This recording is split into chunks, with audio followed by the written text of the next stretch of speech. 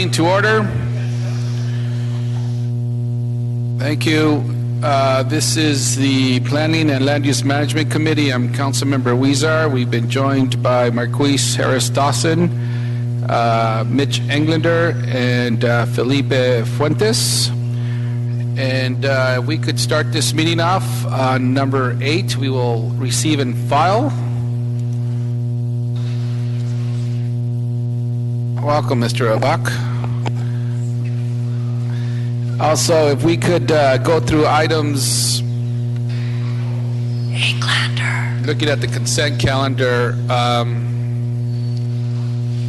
all these items have cards, so we will go through all of them.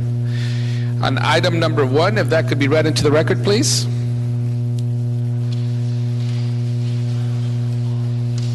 Item number 1 is the declaration of the Circle S Ranch on Woodlake Avenue on the list of historic cultural monuments. Oh, I'm sorry. Yeah, this item we are going to continue to August 4th. Item number 1 will be continued to August 4th.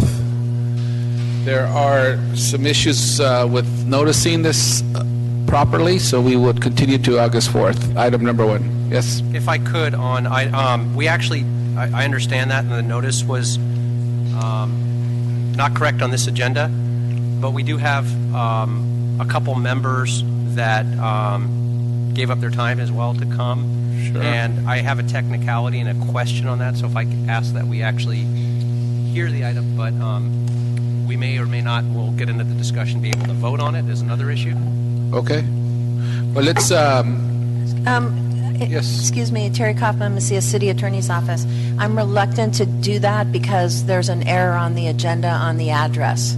So because it's an agenda problem, I would continue the item before letting anybody speak on it. Can I ask for a point of legal clarification on that? Sure. On that note, then, I understand the agenda item was also noticed at that specific address when it was agendized for commission, and commission actually took it up and actually voted on it as such.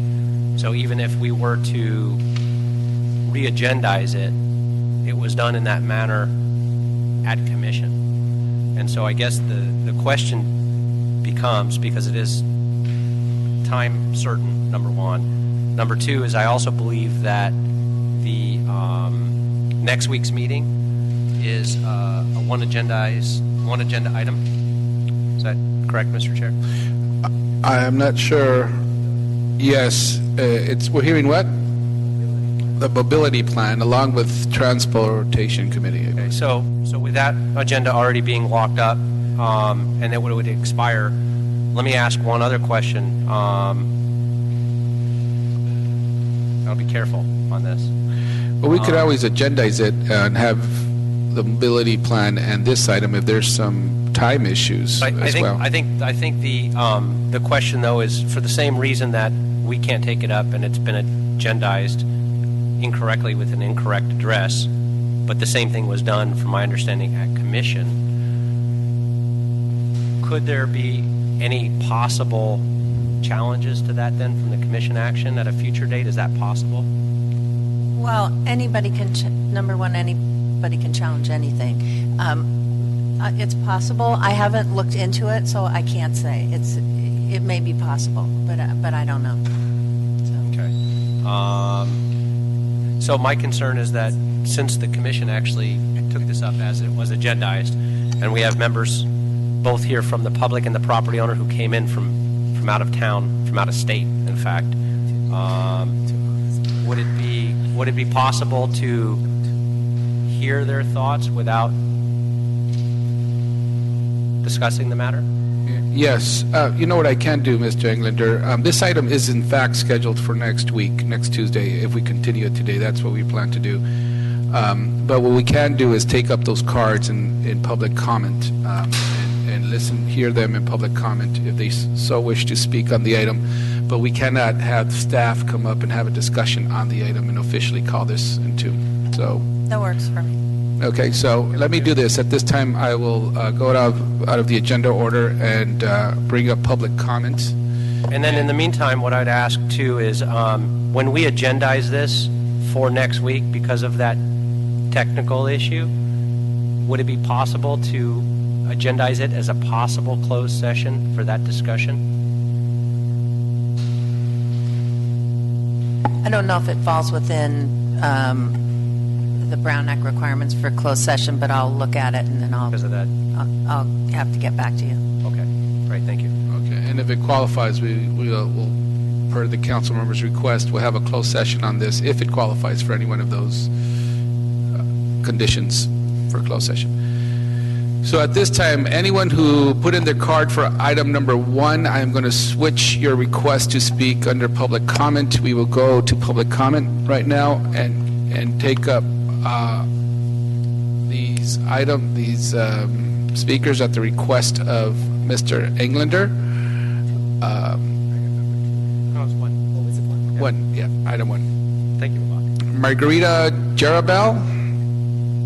I can't quite make the last name.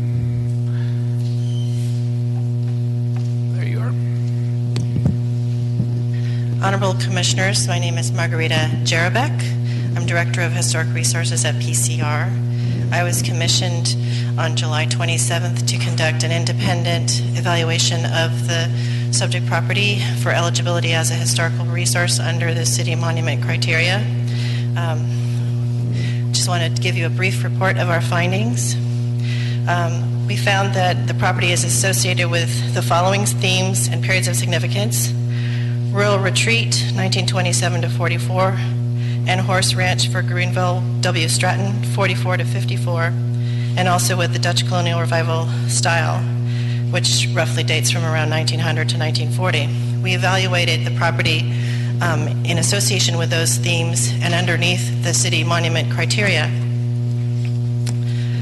Through our objective analysis, we found that the subject property lacks sufficient integrity as an example of an agricultural estate, and that it also architecturally is not eligible either. Great. Thank you. Thank you very much. And just as a reminder, the public comment period is 1 minute. Dan Bren and Jill Ross Meal.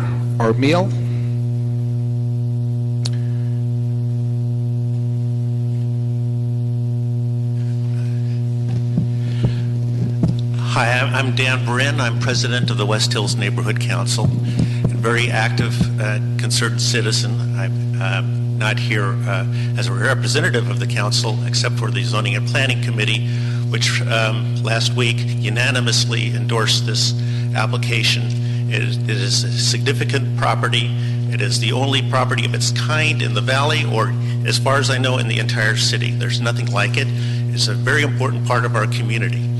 And I would like to remind you that the Commission of Historic Cultural Monuments unanimously reviewed this and unanimously supported it. So thank you very much. Thank you. Jill Ross-Meir and Daniel Friedman.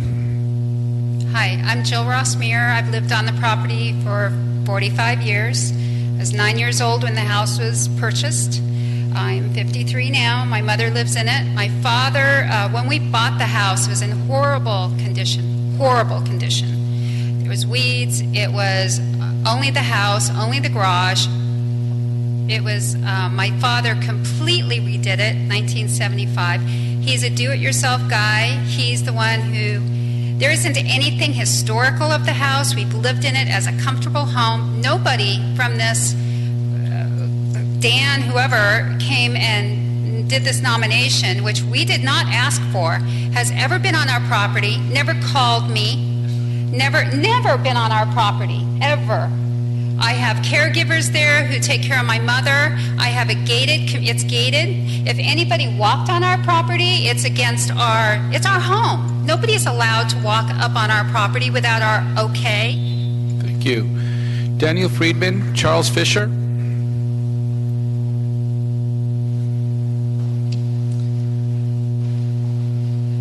Chairman Weezar, members of the committee, thank you so much for having us today. I want to just reiterate a point that my client wants to get across here, that we are affirmatively and vigorously opposed designation of this property as a historical landmark. As you heard Jill Ross Muir explain, who is the daughter of the property owner, it's a very, very sensitive issue. This is their home. They've lived in it for many years, and now without even getting a call or a notice, suddenly they get a letter in the mail saying, congratulations, we've decided to designate your property as a historic landmark without asking you. It's offensive and it shouldn't move forward. Now, not only procedurally are there issues here, there's also issues with the criteria. The criteria for designation are not met. Finally, I want to also make it very clear that in the CHC, if it does move forward, the CHC limited the designation to the house, the trellis, and the garage, and it specifically excluded the additional property on the eastern side. Thank you very much. Thank you. Charles Fisher, Wayne Spindler. Good afternoon, Charlie Fisher, 140 South Avenue 57. I actually wrote the nomination on this property, did plenty of research. I received the peer review today, so I haven't had a chance to really review it that much, but based on what I did see, the peer review misses the importance that this property has in the history of the San Fernando Valley. It was one of a grouping of ranches that were built during the early part of the valley history in the 20th century, and that is a very significant part of this property. The commission felt that way, and although the commission never saw the interior of their house, I have never seen the interior of the house.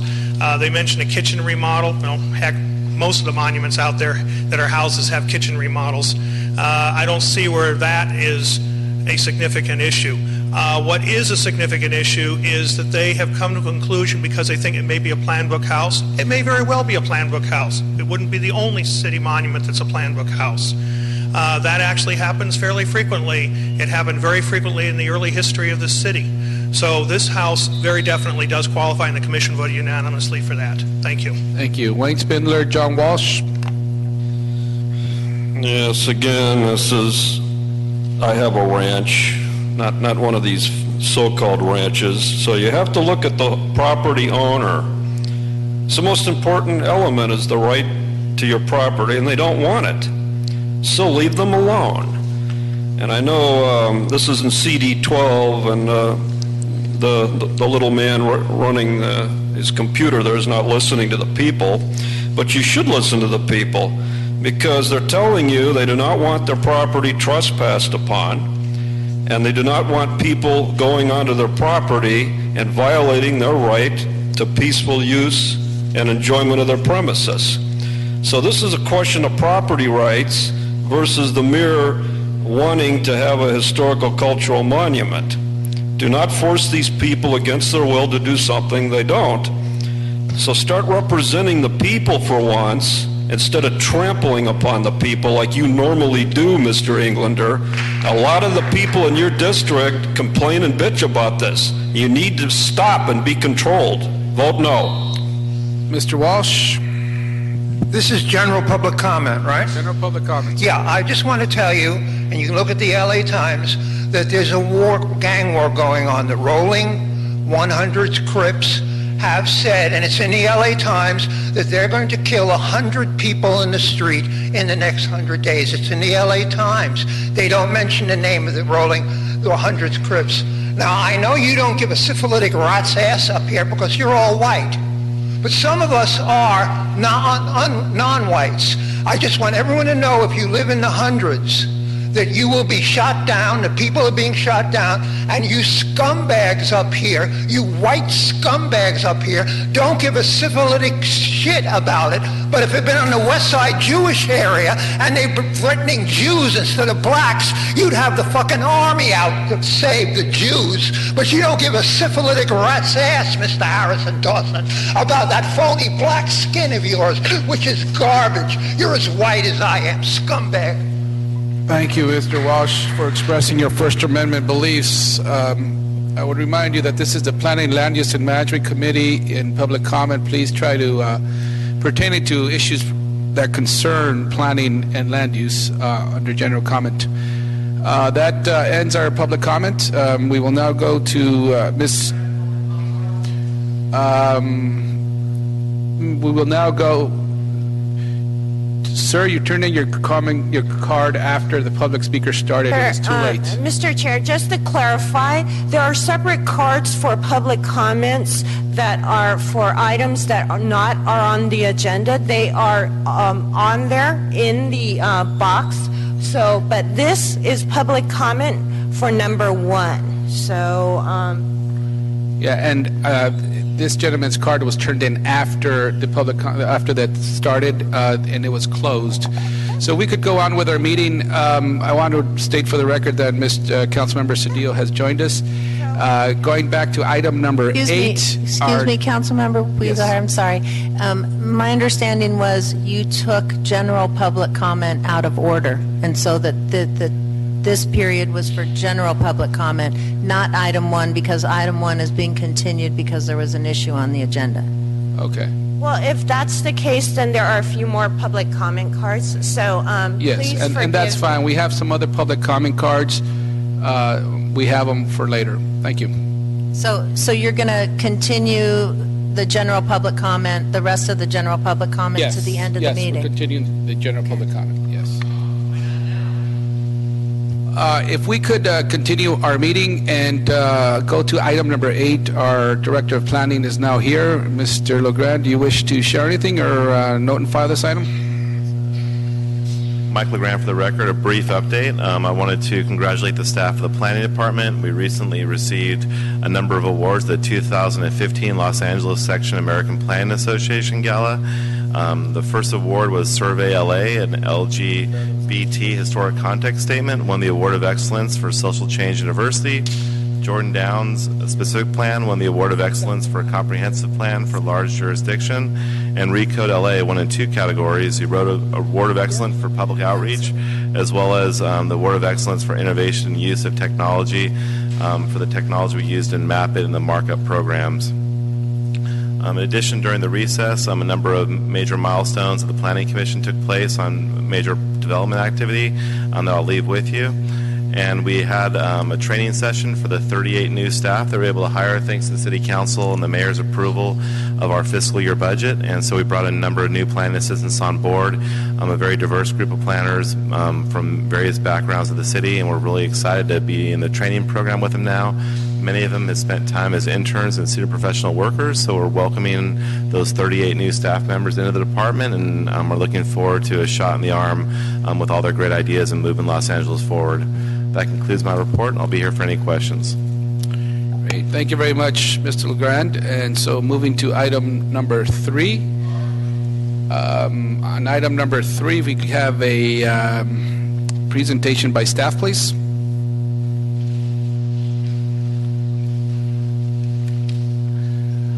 And a brief overview will be fine. We don't need to go into much detail on this. Great. Good afternoon, council members. For the record, my name is Jane Choi. I'm with the Planning Department. The project before you is the construction, use, and maintenance of a 7-story, 78-foot tall mixed-use development consisting of 169 rental dwelling units, including 14 units affordable to very low-income households, and roughly 40,000 square feet of ground floor commercial on the northeast corner of La Brea Avenue and Willoughby Avenue in the Hollywood Community Plan area. The site is situated within 1,000 feet of Santa Monica Boulevard and within 1,000 feet of the city of West Hollywood. The area has been transitioning into a commercial and mixed-use hub. And the applicant for this project is requesting a general plan amendment to amend the Hollywood Community Plan to redesignate the site from limited manufacturing to neighborhood commercial land use, a vesting zone change and height district change from MR1-1 to C2-2D, a zoning administrator's adjustment to permit reduced rear yard setbacks, and a site plan review for a development creating more than 50 dwelling units. The City Planning Commission recommended approval through its action on April 9th, 2015 for the general plan amendment and a vesting zone change and height district change to the City Council. They also approved the zoning administrator's adjustment and site plan review, and the general plan amendment, the zone change, and height district changes are what are currently before the council today. Per the City Planning Commission's recommendation, the Department of City Planning recommends approval of the general plan amendment, vesting zone change, and height district change for the project. I'm available for any questions. Great, thank you very much.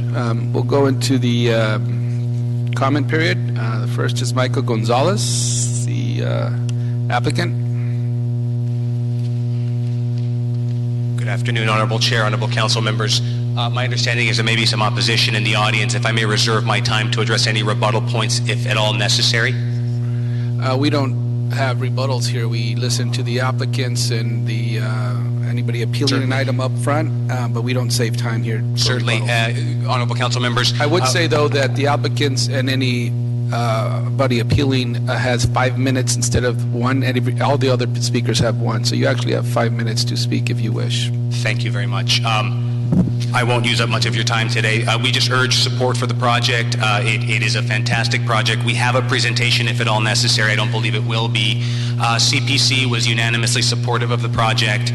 General plan amendment, zone change, and an adjustment on the side yard as staff had indicated. It includes affordable housing units as well. And it's a part of La Brea that's undergoing a fantastic transformation in the city of West Hollywood as well as along the city of Los Angeles, future transit corridor. So we believe this project fits squarely within the future of this transit corridor. Thank you very much. Jimmy Questin, Laurie Goldman.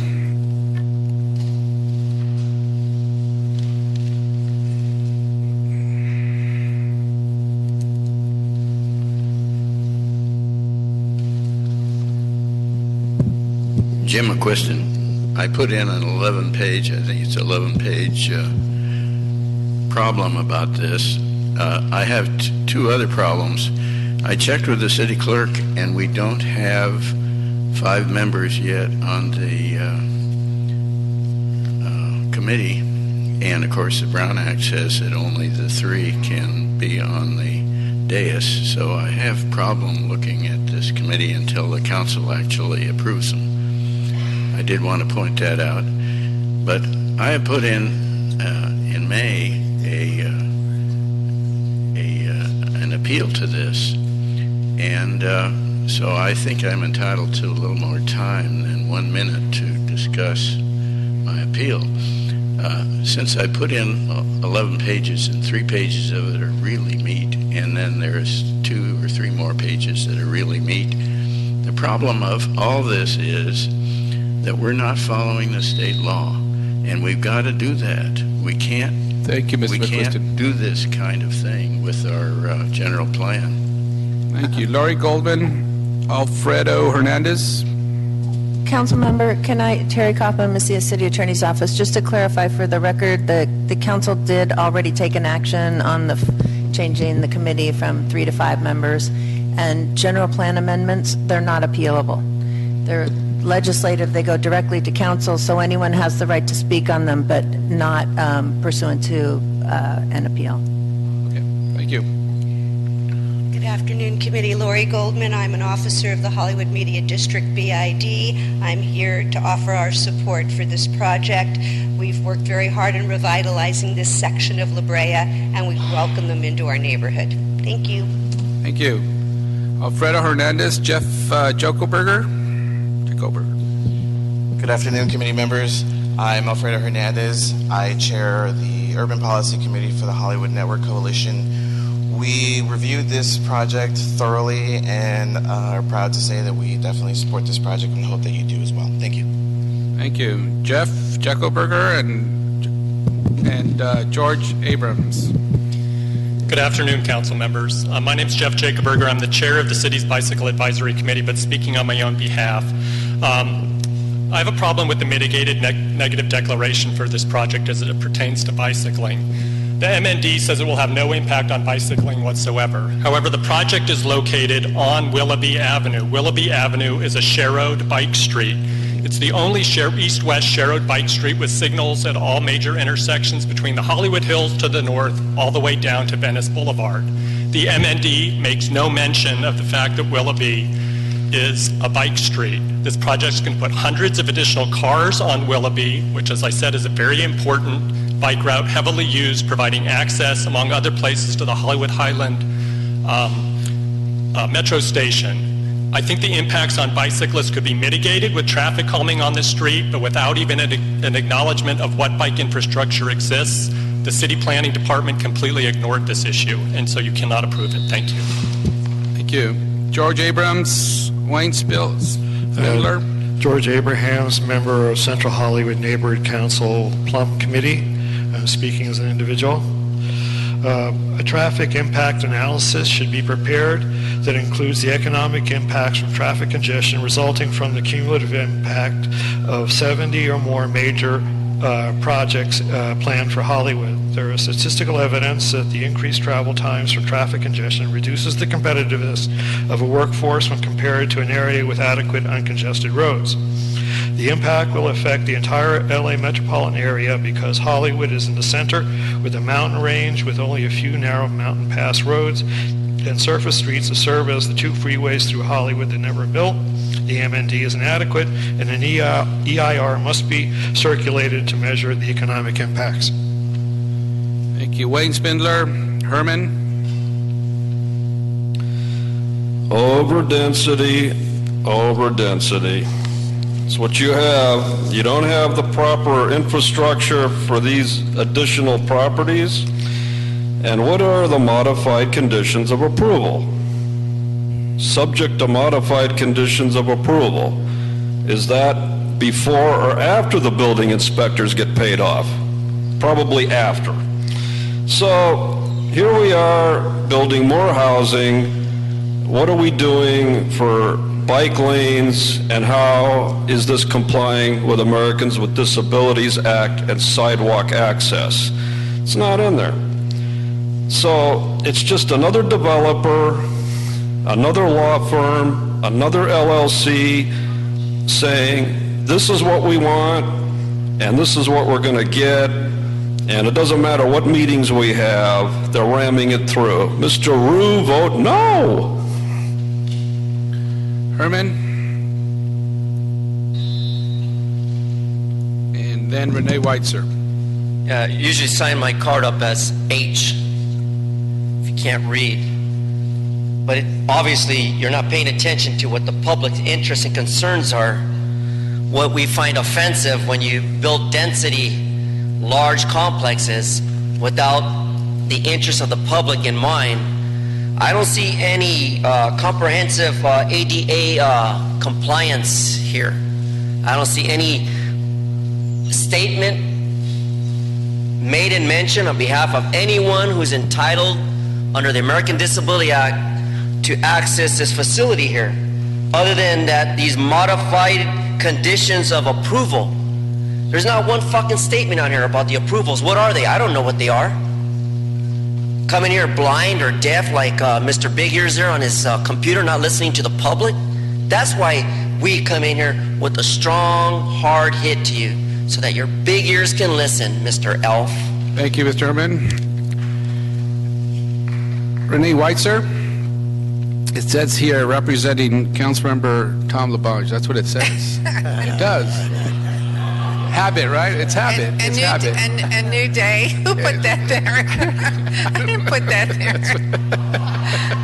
It's a new day. Renee Weitzer for Councilman David Rue. Anyhow, we feel this is a good project. This project is in an area, La Brea, that is coming up with other projects, and this area really needs some rehabbing. And I don't know if you've seen the elevations. You know, they don't bring elevations anymore, but I could pass this around. I think it's a very good-looking project. We've worked with the architect on the building. We have support from the neighborhood, and we have support from the Los Angeles Conservancy, who met with the applicant and came to some agreements. And the reason why they had to do that is because there was a historic building that was torn down on this location a year or two ago. So everything has been resolved, and we're happy to support this. If you have any questions, I'm here. Sure, thank you. I have some questions. I'm not sure if it's appropriate to you or to the planning staff, but on the issue of the MND and the no impact on bicycle usage or transportation, can someone from the planning department explain that? I would ask the planning staff.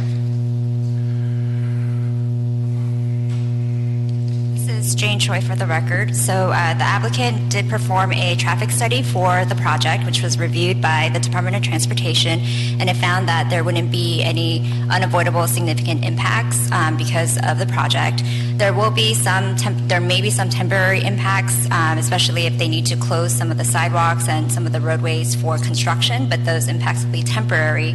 And while there may be additional vehicles on the street for bicycling, the capacity of that, whatever that street is designated, will stay the same. The capacity of the vehicles wouldn't exceed what's been studied and what's been designated for that street. So the traffic circulation in terms of capacity and volume will remain the same after the project? It'll go up, but it doesn't trigger a significant unavoidable impact. So okay. But any impact, and this is not only for this project, but all projects, when the city analyzes under an M&D the impacts on alternative forms of transportation, such as bicycle use, anything else, do we thoroughly analyze that, or do we? Well, we follow the standard procedures for how we look at pedestrian and bicycle access when we have projects like this, and there were certain considerations made for the project to make it more pedestrian and bicycle friendly. There will be some additional traffic on the street, but DOT found that there wouldn't. It was studied, but DOT found that there wouldn't be a significant impact. Okay, and I think somebody mentioned there's a share arrow on the street. Would that be impacted? That'll remain the same. Willoughby is a one-lane street, but in each direction. So the share arrows is so that the bicyclist will take the whole street and basically dictate the speed on the street with the vehicles. So that'll remain the same. Great, thank you very much. Any other questions, comments? So we'll move this item with a second by Mr. Fuentes, and move this to council. When will it be in council if it's approved? This item will be scheduled for August 4th, next Tuesday, Mr. Chair. Okay, August 4th will be heard at council with no objections, so ordered. Item number 4. Item number 4 is a height district change and zone change for a project at Macadam Place and Selma Avenue for the construction of 2 mixed-use buildings with 248 residential units. Great, thank you. Good afternoon. I'm Debbie Lawrence with the Planning Department. This is a little detailed because it involves 2 community plans, the Old Hollywood Community Plan and the one that was adopted in 2012, and now the old community plan is back in place, so I'm just going to step through the details a little bit. So, as said, the project site's located within the Hollywood Community Plan at the intersection of Highland and Selma, near Macadam Place, and to the west of the site is Hollywood High School.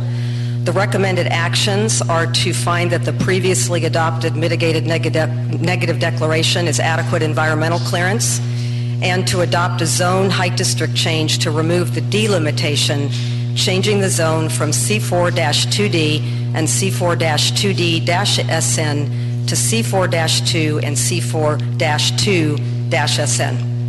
So in May 2013, the Planning Commission approved CPC 2011-2157 ZV-SPR to allow the construction of 2 mixed-use buildings with 248 residential units and 12,785 square feet of retail uses. And this project was approved under the 2012 Hollywood Community Plan. The site is zoned C4-2D-SN and C4-2D. So the delimitation limits the allowable floor area ratio on the site to 2:1, and that's the floor area to the buildable area of the site. The 2012 Hollywood Community Plan amended the delimitation, increasing this FAR limitation from 2:1 FAR to 3:1 FAR.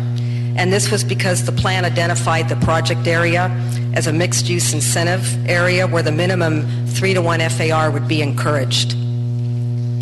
It also allowed for a maximum of 6:1 FAR to be considered if you requested it at City Planning Commission, and it was requested, but the approval was granted for a maximum FAR of 3.6:1.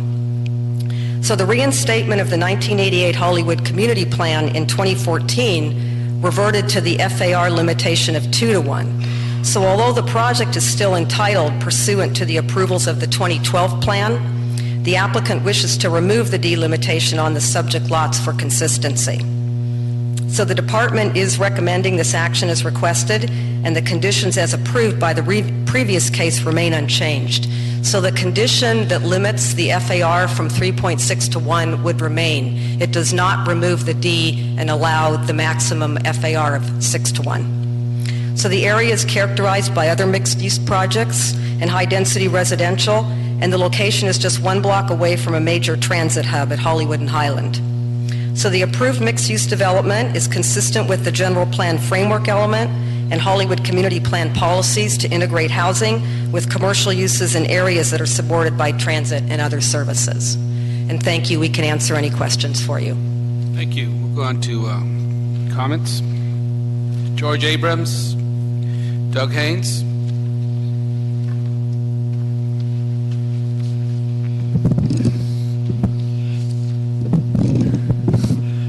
My objections to this are the same as 3, but I'll have to repeat it for the record.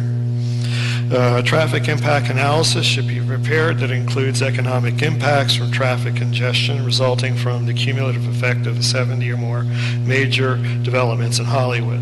There is statistical evidence that the increased travel times from traffic congestion reduces the competitiveness of a workforce when compared to an area with adequate uncongested roads. The impact will affect the entire LA metropolitan area because Hollywood is in the center with a mountain range with only a few narrow mountain pass roads on surface streets that serve as the 2 freeways through Hollywood that were never built.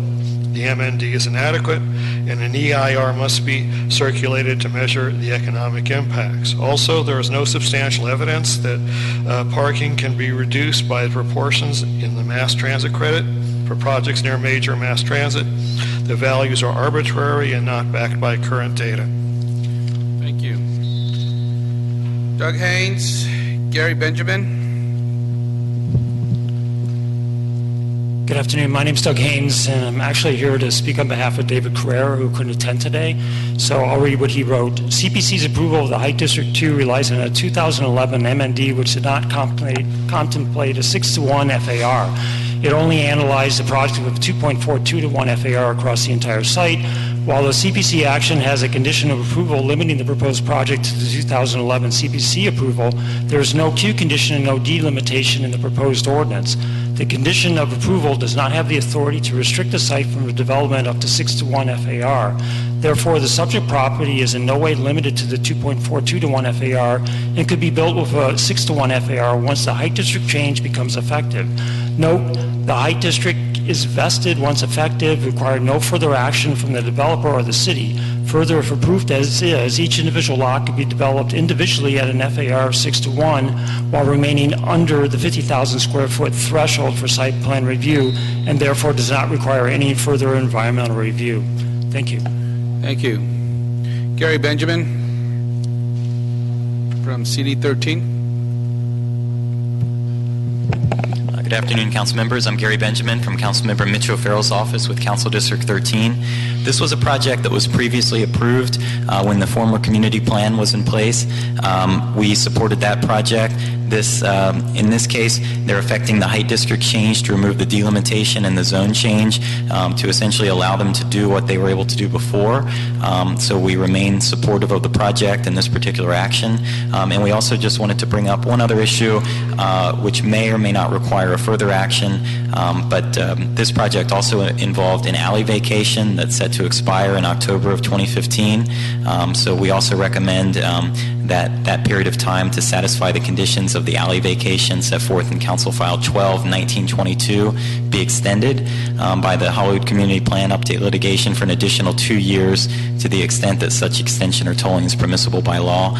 So as I said, that may require further action, but that's just another issue that we asked to be extended at this time. So thank you. Thank you very much. Any questions or comments?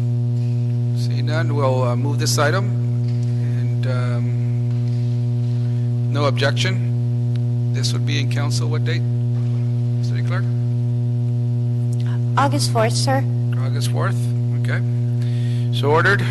Item number 5. Item number 5 is a change in land use designation for a project at West Washington Boulevard and South Olive Street in Council District 14.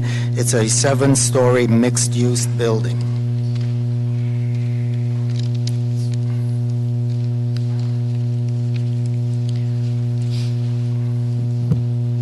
Good afternoon. For the record, I'm Michelle Singh with the Department of City Planning. The case before you, CPC 2008-596-GPA-ZC-SPR, is located in the southeast Los Angeles Community Plan area on Washington Boulevard between Olive Street and Grand Avenue. It's across the street from the Metro Blue Line. The project requests a general plan amendment from light manufacturing to community commercial and a zone change from M2 to C2. The proposed project is the construction of a 7-story mixed-use building with 160 residential units and 24,000 square feet of ground floor commercial. It includes setting aside 15% or 24 of its residential units for affordable housing for extremely low and very low income rent levels. The City Planning Commission heard the case on March 12, 2015 and recommended conditional approval of the requested actions in the proposed project. Planning recommends that the City Council approve the general plan amendment and zone change. Thank you. Thank you. We have two speakers as the applicant, Jerry Newman and Donna Tripp. We do allocate 5 minutes for the applicant or their rep. Are you here? Either of you want to take the 5 minutes and one take the 1 minute, or both of you take the 5? How do you want to do this? I think Jerry Newman was for the preceding item. I don't believe he's affiliated with this project. Okay, you're right. Okay. It was filed into the wrong one. Sorry about that. Okay. So, no problem. Donna Tripp, thank you. Donna Tripp of Craig Lawson and Company on behalf of the applicant of this mixed-use project on Washington Boulevard in Council District 14. We just wanted to thank Councilmember Huizar and his staff, City Planning Department staff, and the community stakeholders for their years of collaboration and hard work and input on this project, which we feel has resulted in a sensitively and attractively designed project on a very important transit-oriented development corridor along Washington Boulevard. Many of the community stakeholders, I understand, are here today to voice their support for this project, which besides resulting in an attractive, important, critical catalytic project on this corridor, also resulted in a comprehensive community benefits package that, as Ms. Singh indicated, includes on-site affordable housing that will serve the extremely low and very low income populations, as well as local and disadvantaged hiring goals. So we support staff's recommendation, CPC's recommendation, and we're available for questions. Great, thank you. Robea Son. Jose Ramirez.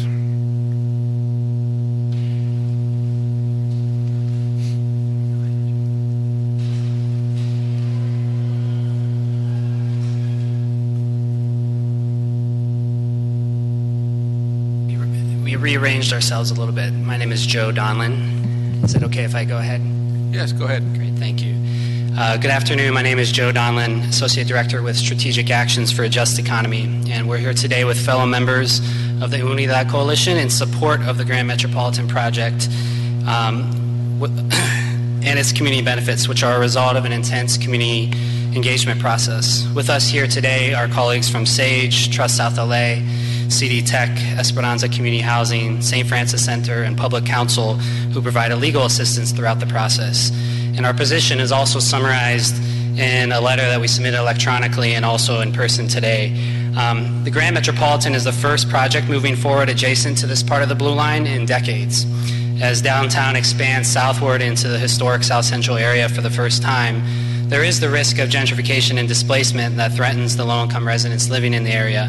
This trend is also a part of an explosion of citywide transit investment and transit-oriented development that can worsen our city's housing crisis if we don't have policies in place to support equitable development and requiring anti-displacement measures. And so the Unidad Coalition has come together and has worked in this community for decades for equitable development and want to see policies also in the community plans and citywide to support equitable development. And so colleagues will continue the conversation. Thank you. Thank you. Robea Sen, Jose Ramirez. Hi, I'm Rabia Sun with Esperanza, And at Esperanza, we work on issues of housing, health, environmental and economic justice, and we are a member of the Unidad Coalition. As the Unidad name suggests, we aim to stop displacement of low-income people and people of color and encourage development that helps stabilize communities. We believe and know that we can have development without displacement and better neighborhoods with the same neighbors. But we also know that we need to change land use policies at the community plans level and citywide to fully achieve these goals.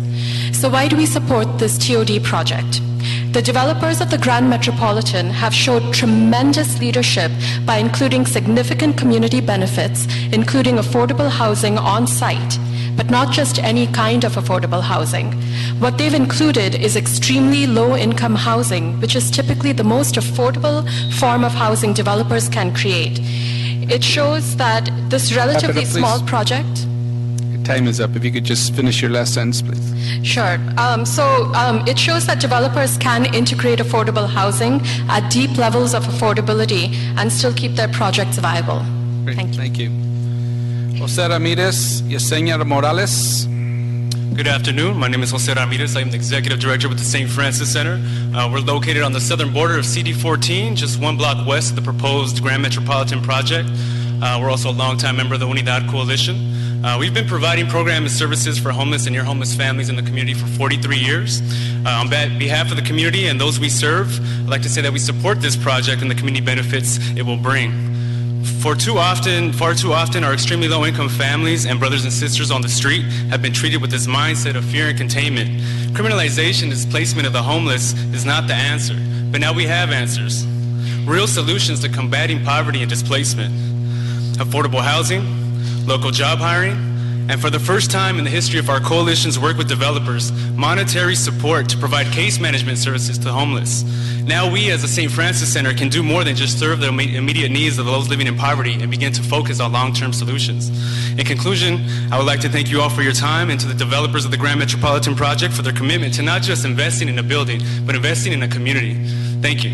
Thank you so much. Yesenia Morales, H. Good afternoon. My name is Yesenia Morales and I'm 17 years old. I am a resident of South LA and a member of Chill South LA, a community-based organization that is part of Unidad and recently graduated from Santee Education Complex. I am excited to welcome the Grand Metropolitan development and the community benefits it will bring to my neighborhood. I know affordable housing, local jobs, and homeless services that the Grand Met will bring are important to the surrounding community. I come from a low-income family. Therefore, when my dad got fired, it was a problem because the city was evicting us from our house. We didn't know what to do. My sophomore year, we did a project about meeting our neighborhood homeless people. And along with that, I figured out that most of my friends were homeless, which was saddening. I believe it is important to provide affordable housing, but also good quality jobs to keep up with the rent. As well, I'm glad that the development will fund homeless services because much of our homeless neighbors need it. Thank you for your time. Thank you. Thank you for your well-articulated presentation. H. Wayne. So there is no other way to look at it, that there is no insensitive way to describe affordable housing. Because first of all, you must include an element called sustainable housing, based on your income, based on your workability, and based on your disability. Not everyone can afford a condo. Not everyone can live in a bullshit loft. So fix the problem you created. Use your big ears to listen to everyone's concern, because without this insensitive concern, Mr. Big Ears, meaning those of you that don't listen but must listen, criticism's a bitch, and I'm gonna make it known, MOU, to make you understand that the kickback by developers does not provide affordable housing. Get it through your thick skulls. Stop wasting federal and state dollars by grants and bonds. Fools. Wayne and Mr. Walsh. Yes, again, it's nice that you got all of these other people on board, but when your minimum wage kicks up to $15, the jobs are all gone at the lowest level. So you're creating an unsustainable mess right now. And the next economic crash, all of that retail is going to sit vacant, just like the site where the former Burger King was. They vacated. They had 50 jobs there. It's all gone. You walk around Broadway today, 3 more vacancies. Ventura Boulevard, restaurants closing everywhere because businesses on the lower pay scale are fleeing the city now in anticipation of the $15 minimum wage. You need to go back and put that into your environmental impact statements. What is going to be the impact when the 15 kicks in? There's no jobs. Mr. Walsh? Not here? Okay, Mr. Walsh not here. Thank you, and this is a great model of what can happen when much-needed housing is provided for and some community benefits are offered by the developer.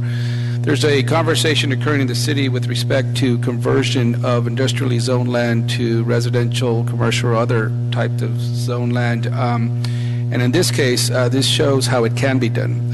This project, I believe, will integrate well with the community, help stabilize the community, as someone else put it, and start creating a better connection where this project is located with the local community in comparison to what was there before. So I want to thank the developer for really reaching out to the community and listening them, talking to them, asking them what they wanted to see, and the result is a beautiful community project. So thank you for your work, and I want to thank the members of the community for participating and being part of this process that I think can be used as a model on how to do good community development and community planning. Thank you so much.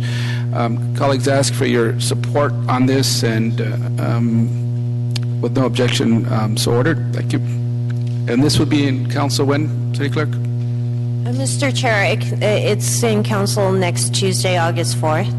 Okay, thank you. So we'll see that item in council August 4th. Item number 2. Item number 2 is the historic designation for the Chatsworth Nature Preserve.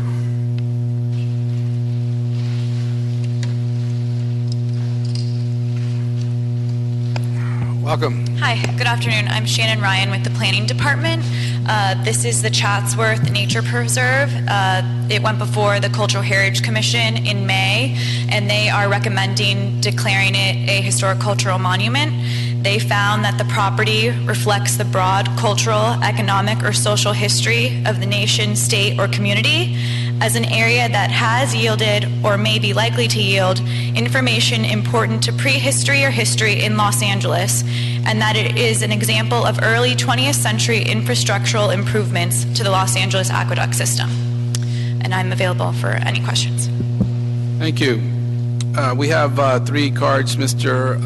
Englander, do you want to I'll ask the cards first. It's Carla Bollinger, and then Wayne Spindler, and H.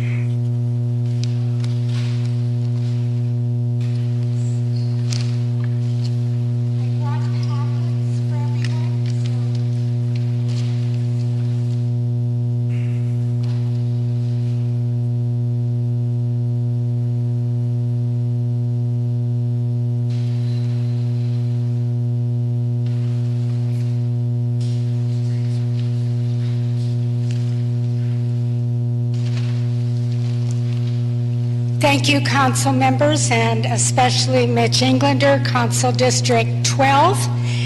The Chatsworth Nature Preserve is located in the northwest corner of the San Fernando Valley. It is a very extremely historical site, from everything from going back to prehistoric Native Americans through the Mission period.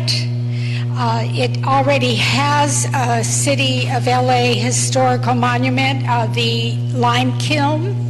You'll find that in your packet.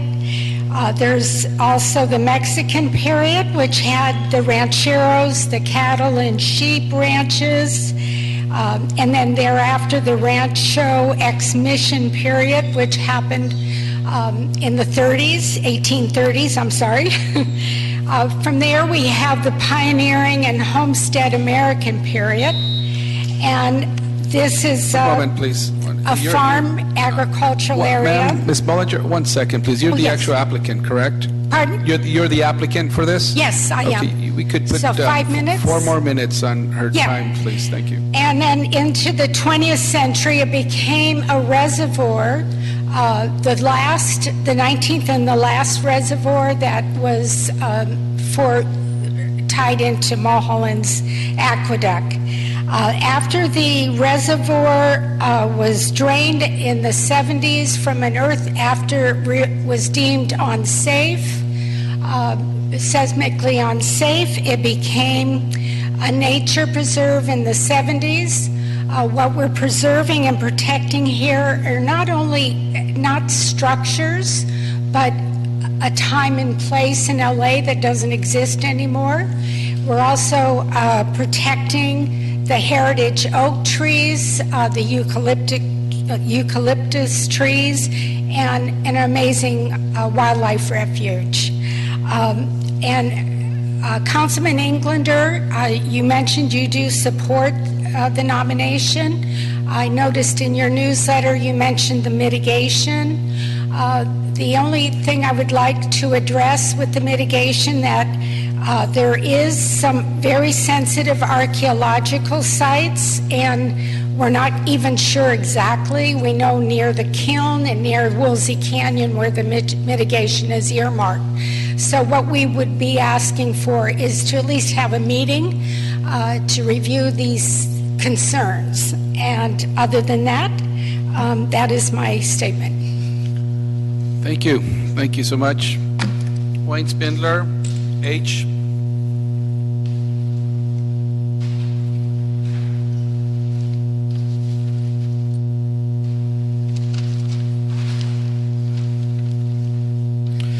Yeah, it's so curious, the timing of this. As the Englander Liberation Front ELF that opposes the supervisor run for Mitchell Englander, it comes at such a coincidental time, but it's not coincidental. This is just a campaign stunt. He's running for supervisor, and he wants to have environmental credentials. Even though he's a so-called Republican developer, he wants to have credentials as an environmentalist. So what better way than to have the LADWP take its own property, which is owned by the city council in interest. So you don't even have to go through this process to have the LADWP, which is city property, designate itself as cultural status. It could be passed out as a consent item. But it's a dog and pony show, just like the rest of the city. Vote no on Mitchell Englander. Vote no. H and Jim McQuiston.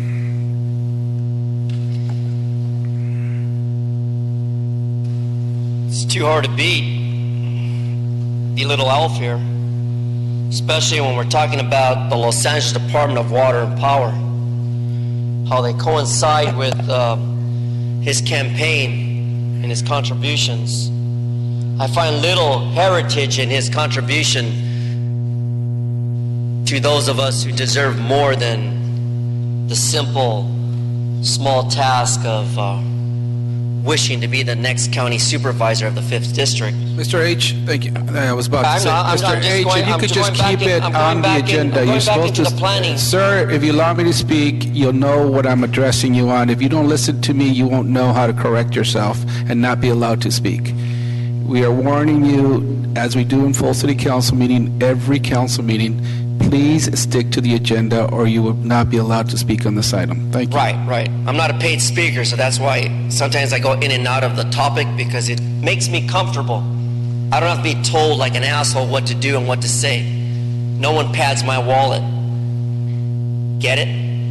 So the point here is I'm going to say yes and no to the subject of this Cultural Heritage Commission because relative to the Chatsworth Nature Preserve... Your time is up. No, I got 10 seconds because you interrupted me like an ass. Your time is up. Thank you very much. But in the future, don't interrupt. Mr. Jim McQuiston.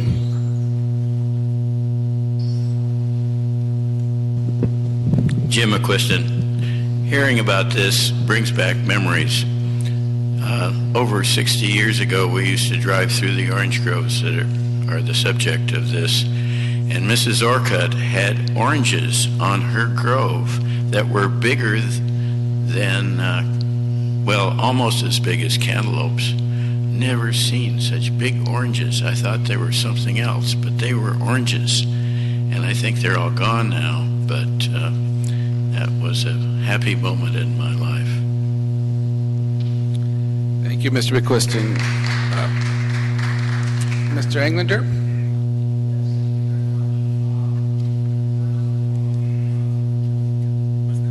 Oh, you want my mic on? I want to thank the community and Carla in putting together this comprehensive package and submitting it. So you all know, this is actually this is the only existing nature preserve that's protected in the city of Los Angeles as a nature preserve. It's the only one we have. And we have been working, in fact, I started working on several of the projects and issues that we've got going on there now to protect the migratory animals. I've gotten involved in the Sierra Club and working with many of the groups that have fought to protect and preserve this area for many, many years. I started working on some of those projects that are pending now in 2004. One of those is a Hyperion and Wetlands restoration project at the confluence of two of the creek beds, both Woolsey and Box Canyon. Another that we've really taken a big initiative on recently is as well as the Ecology Pond. That was Basin 2. And over the years, we've simply been putting water in the pond to protect the migratory animals and reptiles, natural flora and fauna that are there as well as the Canadian geese that come in and migrate. But over the years, because it wasn't a natural pond, it was a retention basin, essentially, that was built. What's happened is the sediment there has built up in layers where now instead of a pond, essentially it's turned into a shelf. And so with triple degree heat out there, when we put water in there, it dries up right away. And it's become a big issue. And there's a lot of passionate folks that are very involved in this in the Northwest San Fernando Valley and throughout the region, in fact, because it is the only nature preserve in the city of Los Angeles. And as such, we've been working very closely with the property owners, which are the Department of Water and Power, to ensure long-term strategies and plans with that and the wetlands project that we've been working on as well, and that restoration. So I'd like to bring up DWP and ask them some questions. We have some representatives here from DWP.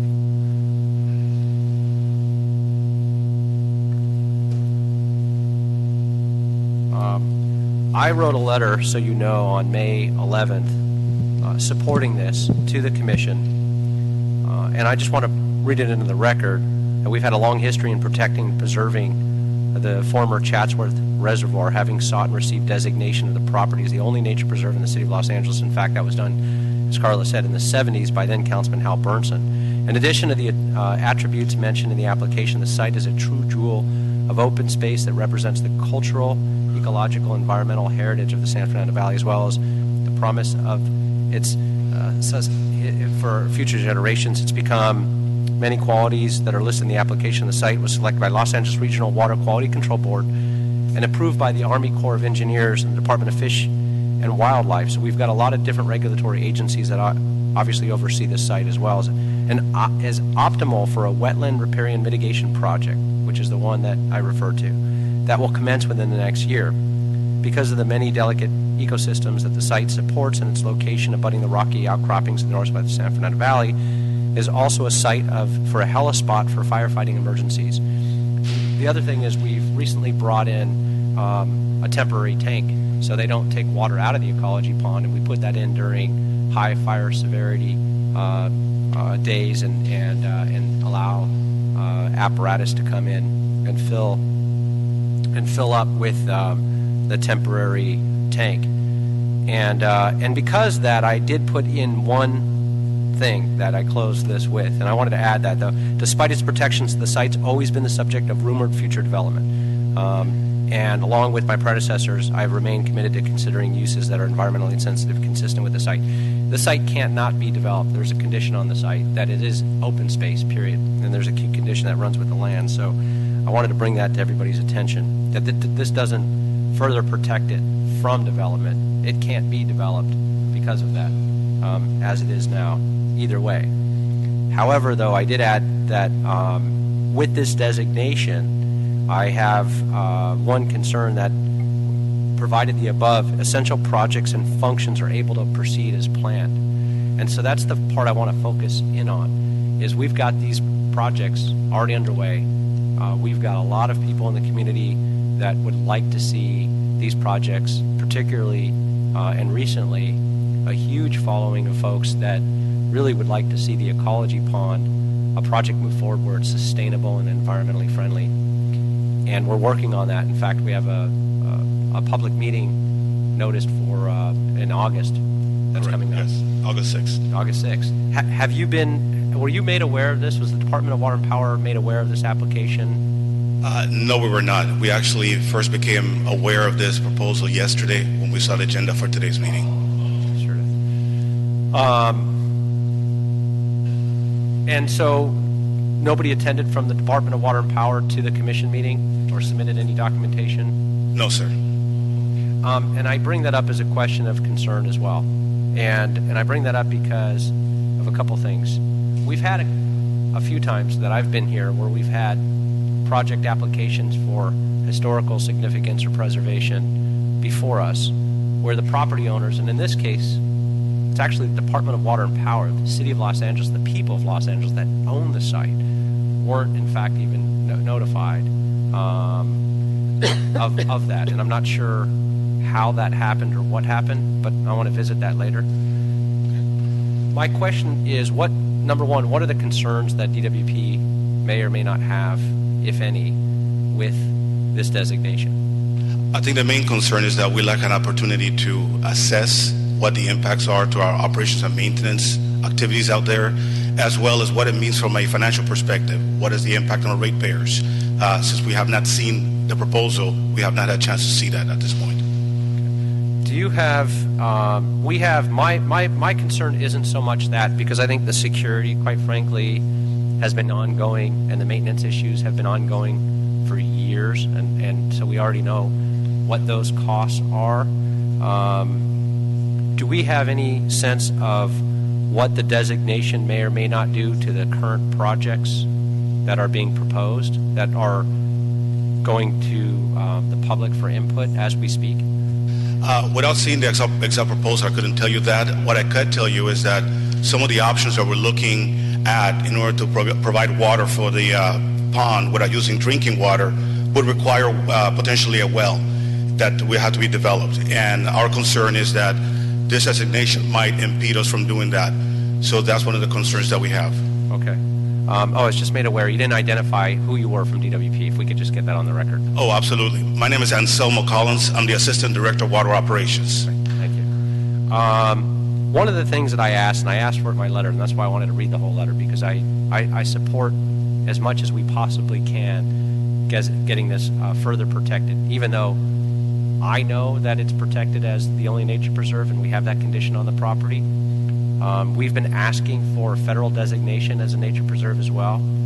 We've gotten feedback from the feds that in order to do that, we'd actually have to be 100% decommissioned as a reservoir, which means we'd have to do full removal of all the cement and cement walls that are there to actually be included in the federal protection and designation. I would hope in the future we could do something like that as well. Having said that, I've been told that with this designation at this time, all the projects that are proposed, from the Wetlands Restoration Project, which has been working on for over 10 years, to the short and long-term Ecology Pond protections and the feedback we're going to get with the community so we can move forward right away. We've just had reptile and turtle rescues the last 3 weeks there.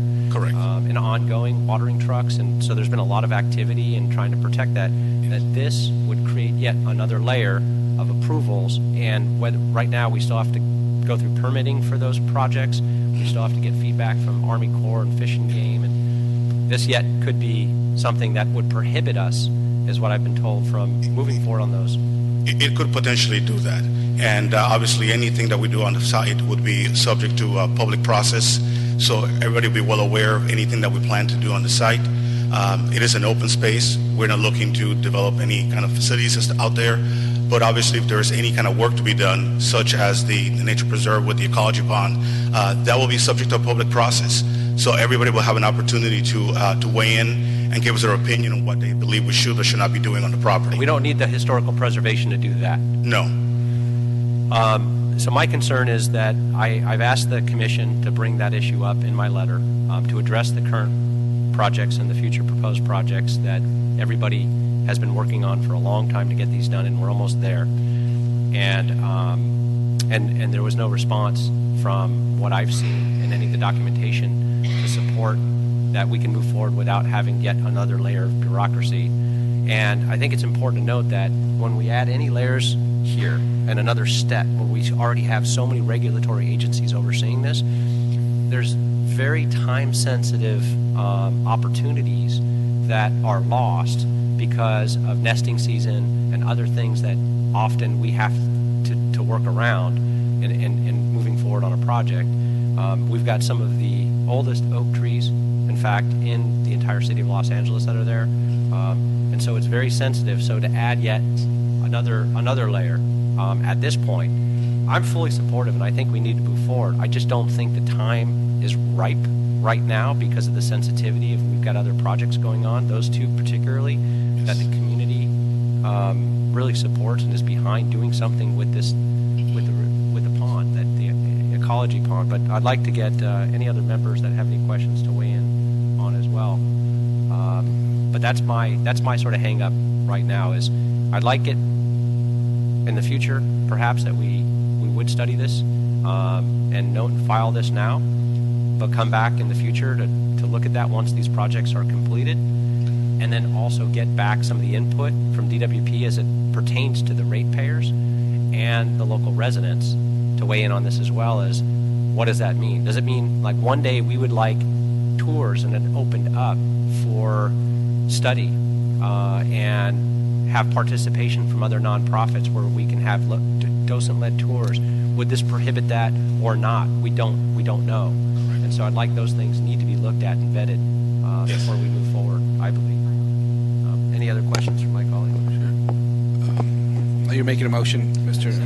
Yeah, my motion would be to receive and file this at this time, but second. Okay. But I would really welcome this coming back at a future date to address some of those concerns and issues, because I think it's moving in the right direction. I like the concept. I just don't know that the timing's right. Thank you. I do have the planning department that wanted to say something. Did you want to share something? And then we'll... Sorry, I'll just be very brief. I know there's a lot of other items. Notification was given, and we have been in communication with Heidi at DWP. I have the signed certified mailing. So is that for this meeting? For the two commission meetings, they were notified of the agenda of the item after it was taken under consideration by the commission, and then before the commission acted, they were invited to attend the final hearing. Thanks for sharing that. Okay. Yes. Go ahead. Oh, sorry. I know that notification is an issue, and we're hoping to amend the ordinance so that property owners are notified before the under consideration hearing, not after. Right. Okay. Yeah, that was more of what I was alluding to. Okay. Yeah, thank you. And who did you address the notification to at DWP? We didn't have a contact, so we just went to their offices, but a Greg Smith signed for it. Okay. So someone there should have taken those to the appropriate person within the department. Right. Okay. Thank you. And if I could ask the city attorney or the city clerk, a motion was made to receive and file this report from the Historical Planning Commission. I just want to make sure there's the procedure's appropriate. Well, the committee doesn't, Terry Kaufman, Mesilla City Attorney's Office, the committee doesn't have to take an action.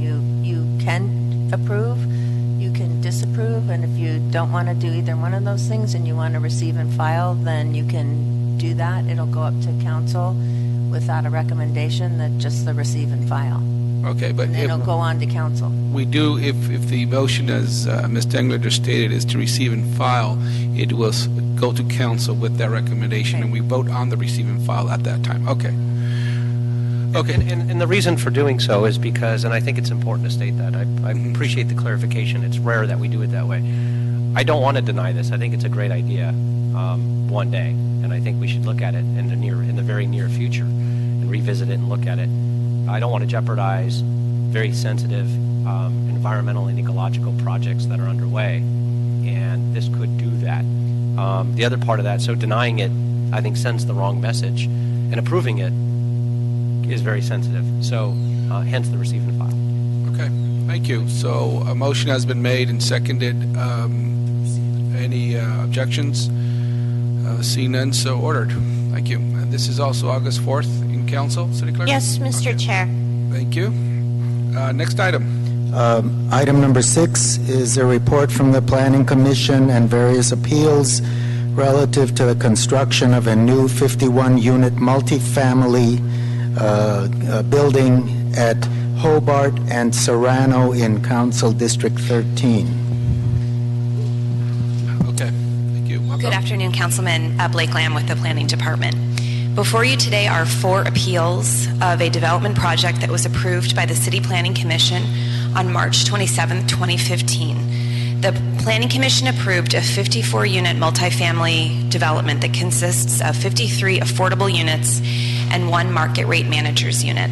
The project is located in the Vermont Western Specific Plan in East Hollywood and was before the City Planning Commission requesting certification of an EIR and statement of overriding considerations, approval of on- and off-menu density bonus incentives in exchange for the provision of affordable housing, and a project permit compliance because the project is located within a specific plan. Had portions of the project not been appealed to you today, the City Planning Commission would have been the final decision maker. Because of the regulations of the municipal code, the density bonus entitlements are not eligible for appeal by the 4 appellants. Therefore, only the specific plan project permit and EIR have been appealed, and this is what is before you today. Appeals of City Planning Commission decisions to the City Council are to be reviewed for an error or abuse of discretion. The major issue for this project is the demolition of an existing building on the project site. The current project site consists of 4 multifamily buildings and 2 single-story bungalow structures for 6 buildings in total on the site. The 2 single-story bungalow buildings would be retained as part of the new project, but the other 4 multifamily buildings would be demolished. One of these buildings subject for demolition is located on Hobart Boulevard and has been extensively studied to determine if it is a historic resource. As found in the project's EIR, Environmental Impact Report, the building is not a historic resource.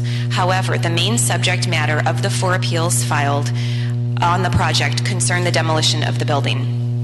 The appeals contend the following points: that the Hobart House, slated for demolition, should not be demolished as it is a historic resource, that a type of federal review called Section 106 should have been required, and if it had been, would have determined the house to be historic, that the statement of overriding considerations that the City Planning Commission adopted is not supported by substantial evidence, that the project is seeking an exception to the Vermont Western Specific Plan, and that the city has improperly allocated funds to the project and that this has pre-committed approval.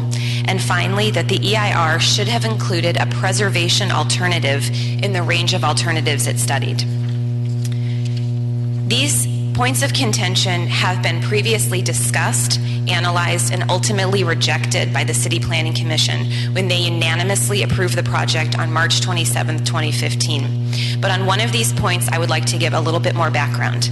The appellant contends that under the Community Redevelopment Plan policies for Hollywood, the city was required to prepare an EIR alternative with a preservation analysis. Under CEQA, a project alternative that analyzes the preservation of an existing historic structure into the proposed project is only required if the structure is deemed a historic resource. Because the building on Hobart was not deemed a historic resource, no preservation alternative was required in the EIR. However, the appellant states that under the CRA redevelopment plan, the city was required to prepare such an alternative. The CRA redevelopment plan does not permit the demolition of historic structures for density bonus projects. The CRA conducted surveys of historic Hollywood resources 4 times, 1986, 1987, 2003, and 2009. I have confirmed with CRA staff that none of these surveys found the Hobart structure to be historically significant. It is not listed in any of these 4 surveys as a historic resource. Therefore, the project's EIR was not required to prepare a historic preservation alternative, and the project does not violate the CRA redevelopment plan policies on the demolition of historic resources. At the March 27th City Planning Commission meeting, the Planning Commission made many positive comments regarding the project. While noting that the structure in Hobart was going to be demolished, the Commission applauded the developer and architect for relocating existing on-site bungalows to a new location on Serrano Avenue, which has the effect of transitioning the project scale to one very appropriate to the Serrano Avenue frontage. The Commission made all relevant findings and also adopted the EIR. They also adopted a statement of overriding considerations for the project, required because the project will create significant and unavoidable impacts related to construction noise and vibration and cumulative construction noise and vibration. There is no evidence of any error or abuse of discretion by the Planning Commission, and these appeals should be denied and the City Planning Commission approval of the project be sustained. Thank you. Thank you. Okay, I'll first call up the appellants. Doug Haynes. After Doug Haynes is David Bell. You're entitled to 5 minutes.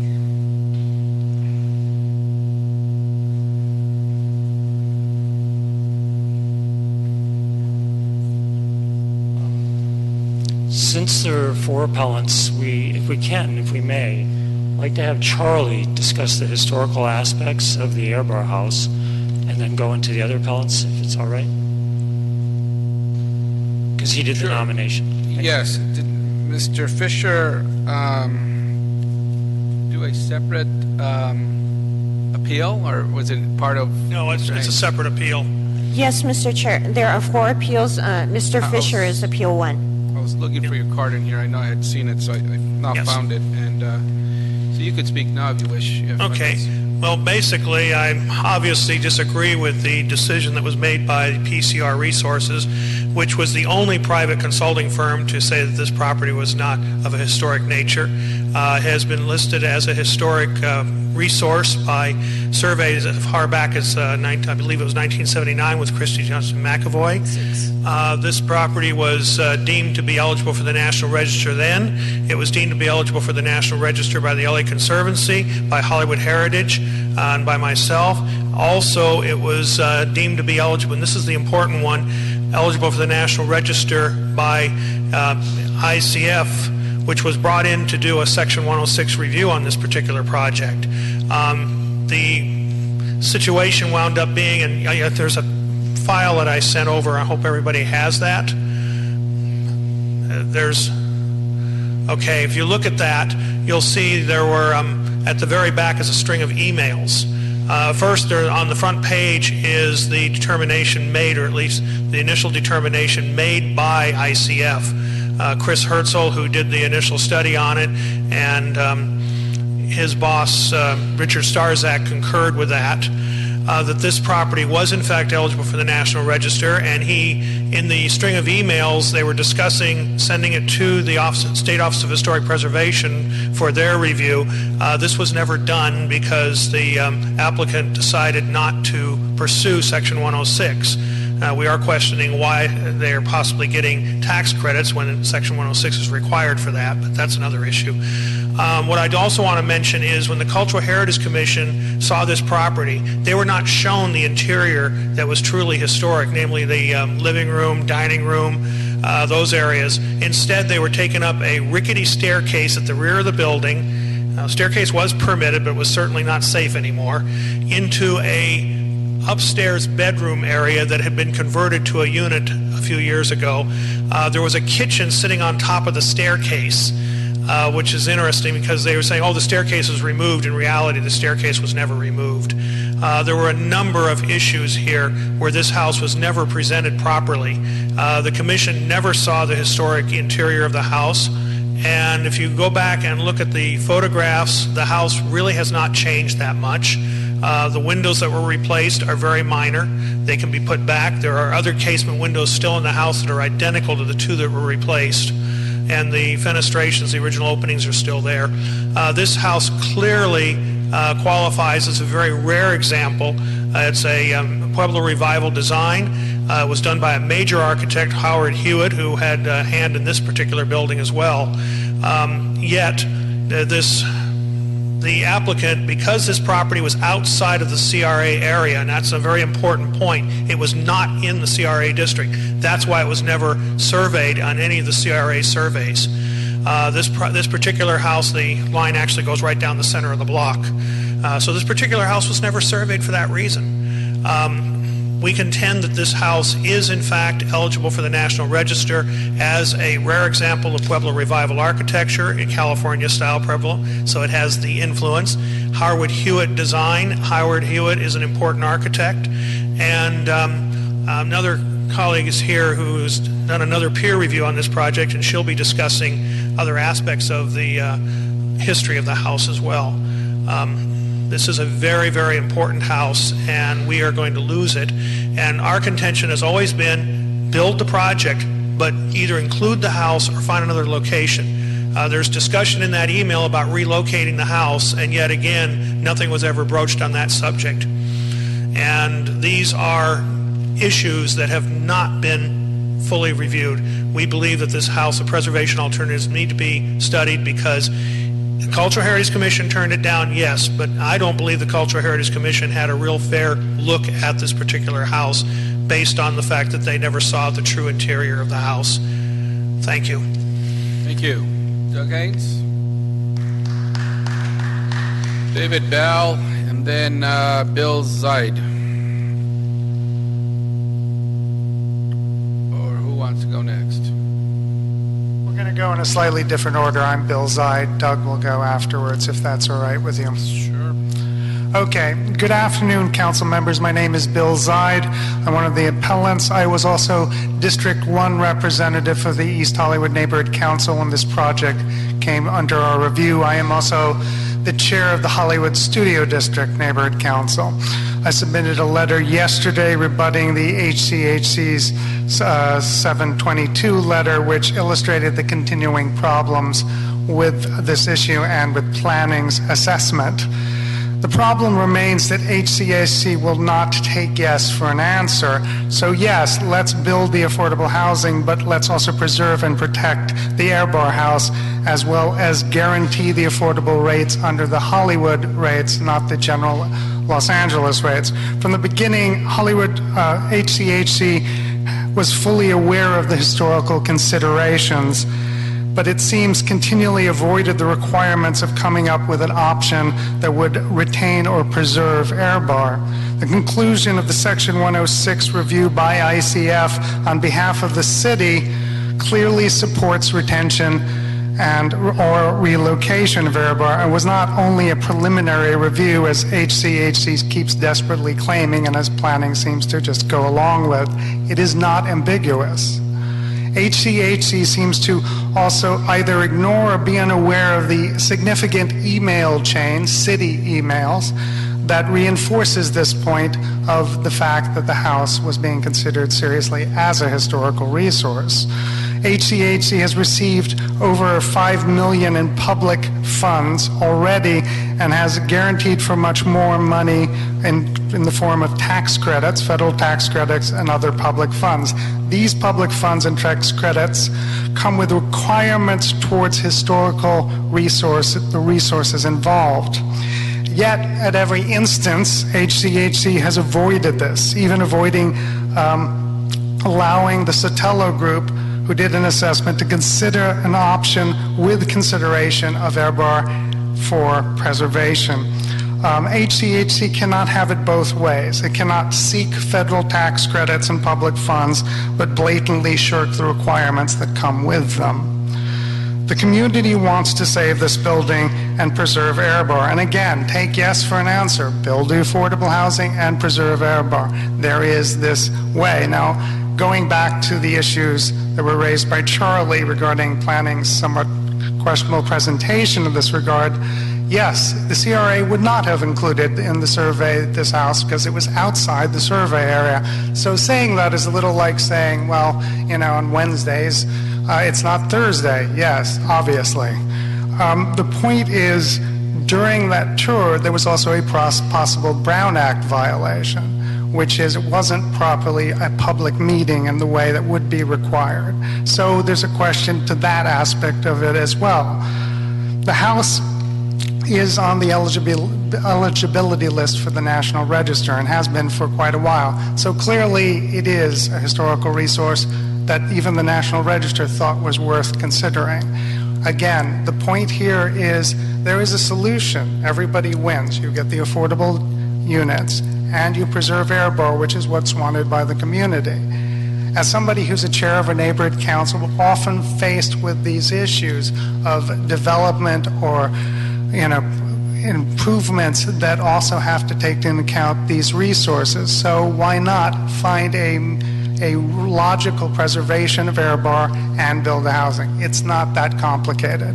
But HCHC has continued to avoid it in every form. So I would ask you to consider that and remember that there's clearly a track record here. There's a chain of emails, city emails, all to this point. It was never a preliminary or just a working hypothesis. It's obviously a historical resource. Let's act accordingly. Thank you.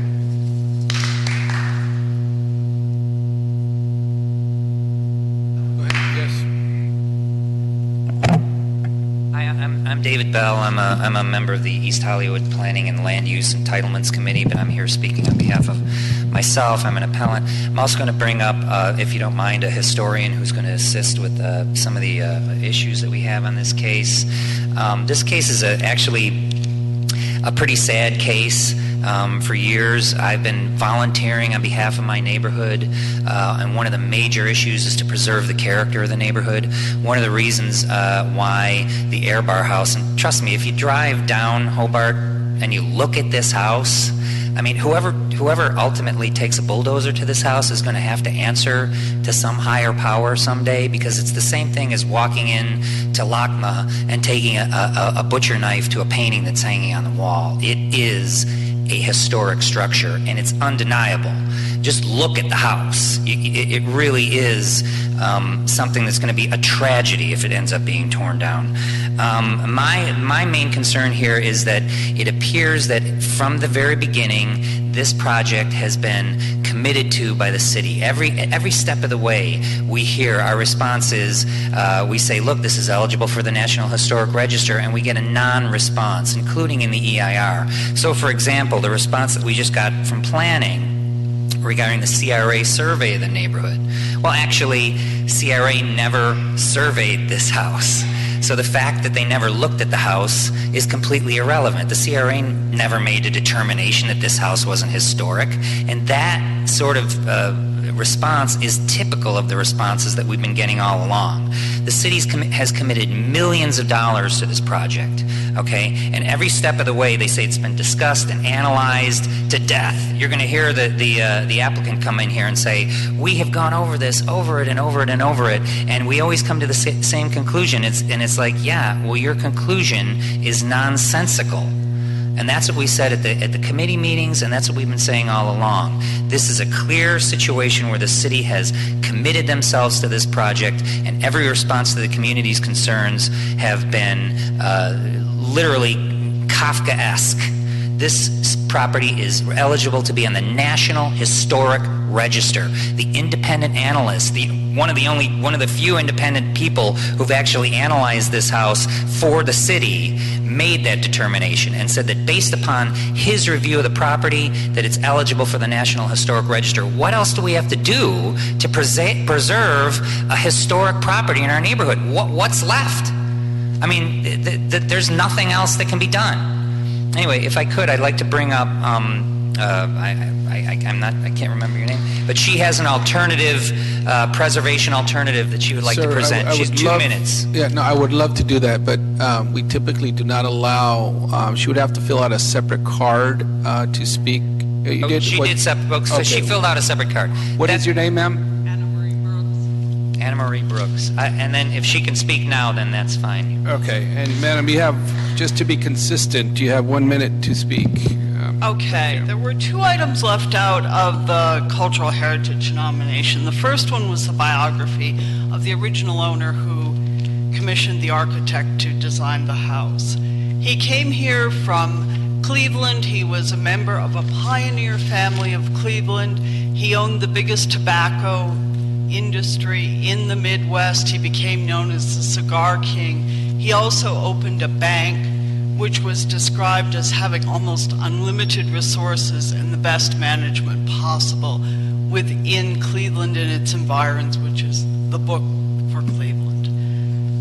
Number 2, there was a raid on this house after the Ebars left, and it was rented out through a realtor, and a Macadam held nightclub events there, which served alcohol, hired top black musicians.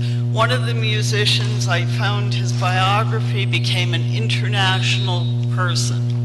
I have one more question, if I may. Why are we keeping the 2 bungalows, which were designed by a contractor of no repute, when we could keep the Air Bar house, which was designed by a world-renowned architect? Thank you. Just to show that it's this project or nothing. The city is committed to this project or nothing, and that's it. There's 2 bungalows, they said non-historic, that are being preserved for some reason to ram this project through, while the only real cultural historic property on the property is going to be demolished. Thank you. Doug Haynes?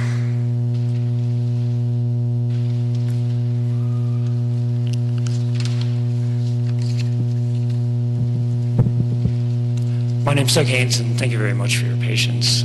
We've distributed to you a number of documents that have been submitted into the record. I hope you have a chance to peruse them prior to the decision. What I would ask is that you continue this hearing, and one of the things that's really concerning us, has been touched on by David Bell, is the rush to get this through.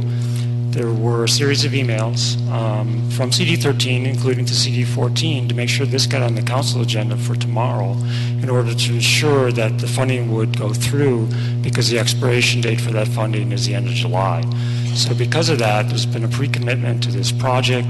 Because of the commitment last year with the motion through council instructing the head of the housing department to support the project, there's been a pre-commit to this project.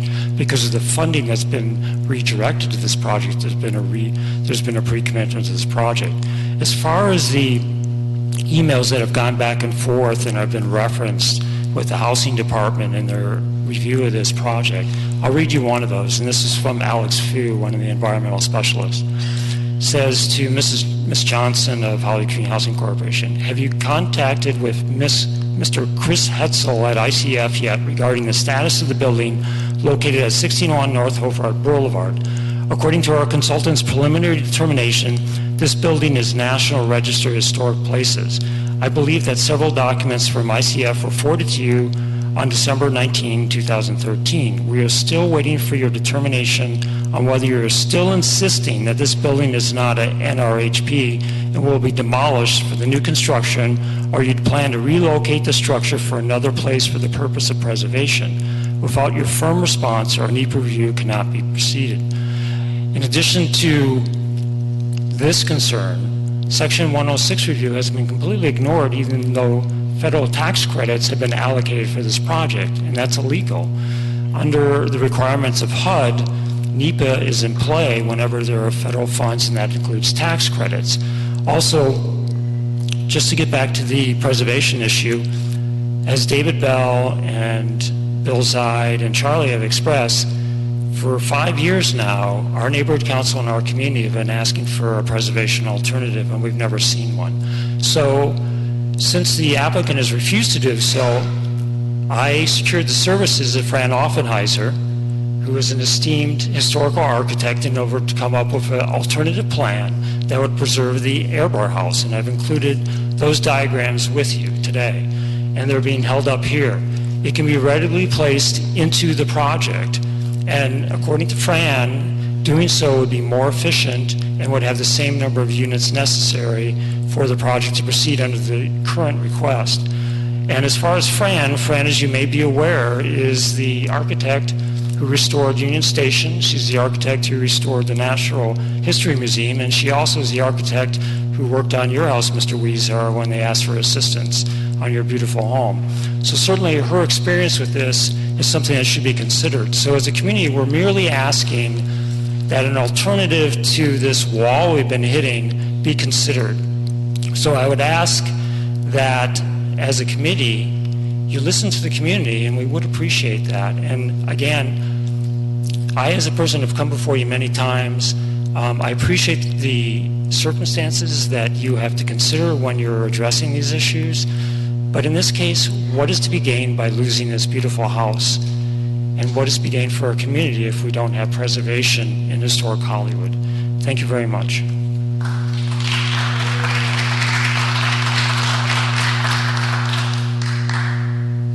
The applicants, we have a rep and the actual applicant, Margarita Jarabeth.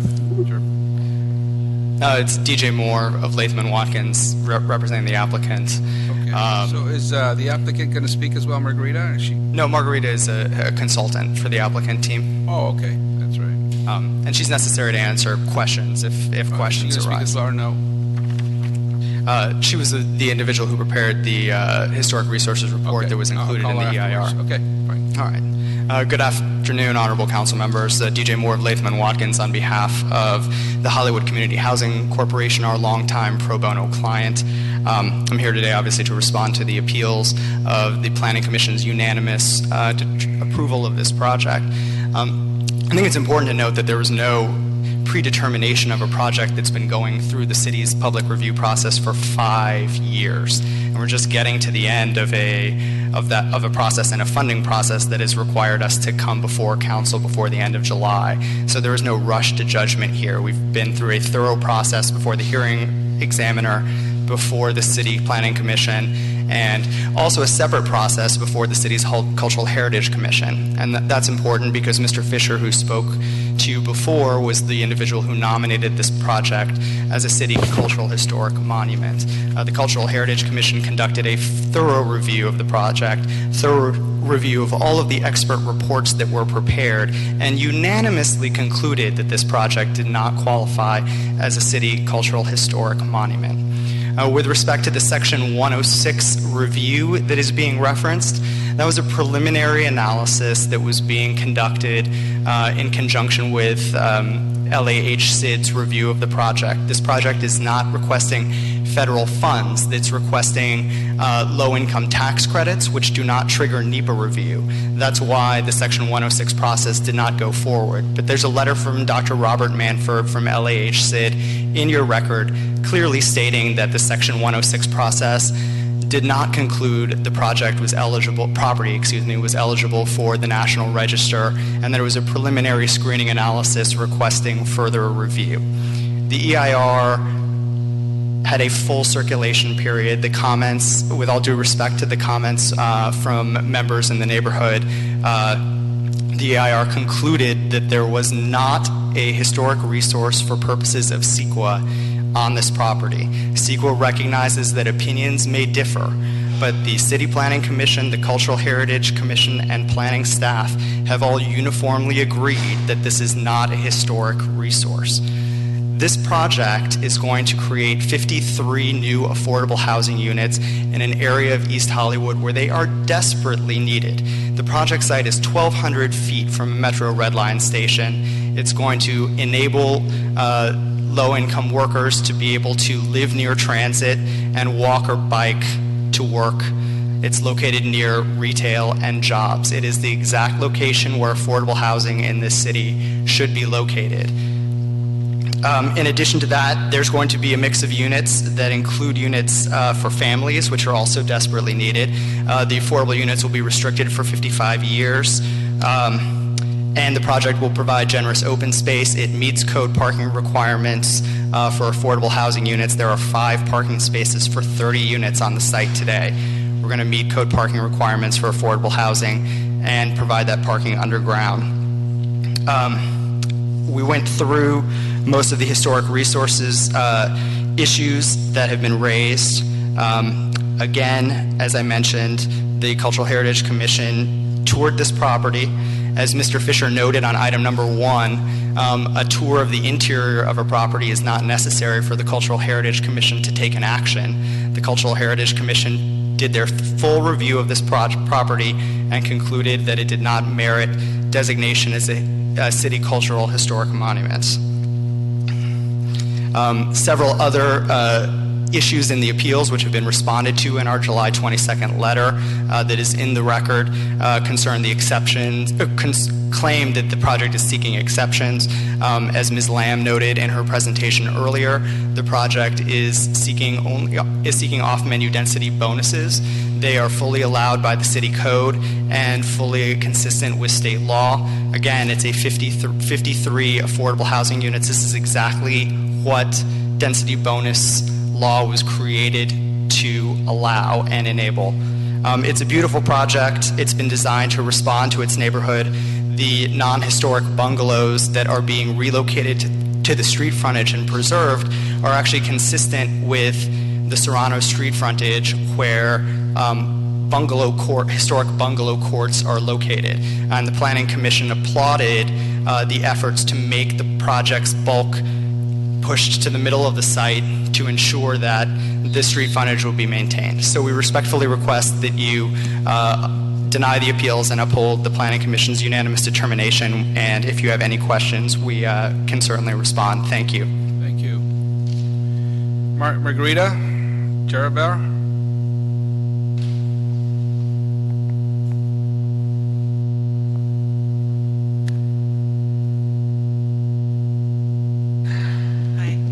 I'm Margarita Jarabek. I'm here to respond to any questions that you may have. Okay. I don't think we have any questions. Okay, thank you. Thank you. Lori Goldman, Alfredo Hernandez. Hi, Maura Johnson. Lori Goldman sent me an email because she just had to leave. Is it okay if I read it into the record for her? You have a minute, ma'am. What's your name again? Maura Johnson. Good afternoon. I'm Lori Goldman, Executive Director of Friends of the Hollywood Central Park. FHCP supports this project, which is a quarter of a mile from the Hollywood Central Park. As we plan to build our 36-acre deck park, we are working diligently to ensure that all types of affordable housing is provided along the edges and within the surrounding neighborhoods.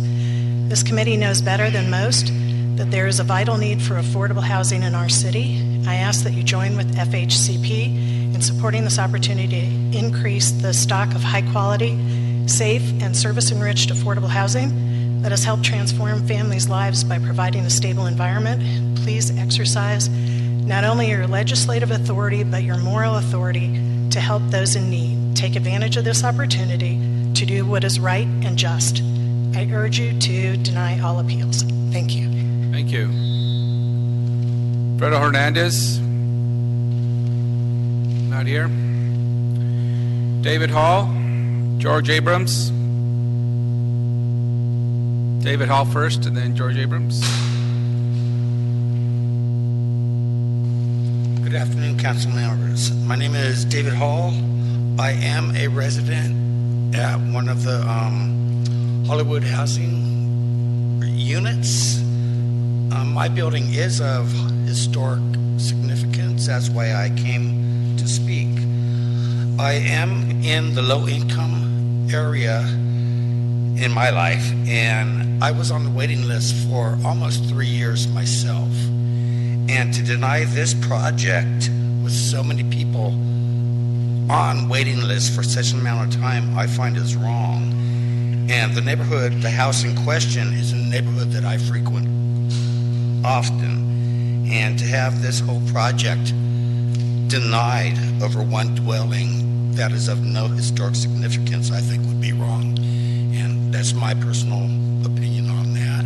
And my humble wish is that you would deny the appeals. Thank you. Thank you. George Abrams, Venus Moore. Yeah, I support the appeal and oppose the project. One of the most disturbing things about the staff report is apparently the misleading information that the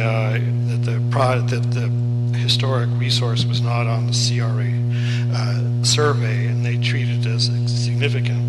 This is basically the old saying that everything is accurate, but none of it is true, and I believe this body should demand a higher standard of quality in staff reports because this tends to mislead the committee and the public. And the planning department's habitual granting of waivers and variances makes specific plans, zoning, and community plans meaningless when there are no actual hardships. I mean, for example, why should they have to be able to allow windows facing windows across property lines?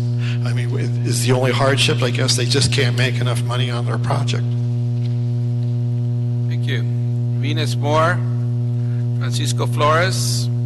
Hello, everyone. Good afternoon. My name is Venus Moore. I have been volunteering at Hollywood Community Housing Corporation on Santa Monica Street for 18 months now, and I wrote a lot of stuff to come up here and say, but all I can do is say what's in my heart. I have been confined in a mental hospital for years, and since I have been out, I have gained so much from HC through my boss, the director, and everything.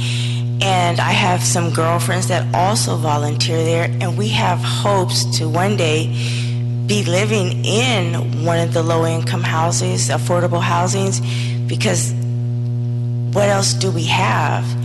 They are some of the most beautiful architectural places that we've seen. We attend them. They're clean. They're beautiful outside. It gives people hope to see those places. The residents come out. They clean the neighborhood around them. It's just beautiful, and I ask that you please continue to keep building them. That's all I can ask and hope and pray for, because it gives some of us that do have issues hope that we could possibly be in one day. Thank you very much. Thank you. Francisco Flores, David Modern. Good afternoon, council members. My name is Francisco A. Flores. I'm a parishioner of Blessed Sacrament Church in Hollywood, also a member of LA Voice, who we support this project. We represent over 40 congregations of 40,000 members in the city of Los Angeles, a multi-faith, multi-race organization. We have a crisis in our city for affordable housing. Thousands, hundreds of thousands of units needed. This is a project that will help 53 families. My in-laws live next door to this property. They live there for over 25 years. This is an eyesore. It doesn't help. They've been just trying to, they talk about community. These people live on the outskirts of the city. They come here and they said, community. Our community supports this project. We walk and we talk to all these people in the neighborhood. They all support this. We need more of these buildings in our neighborhood. We've been living there for almost 30 years. We need this.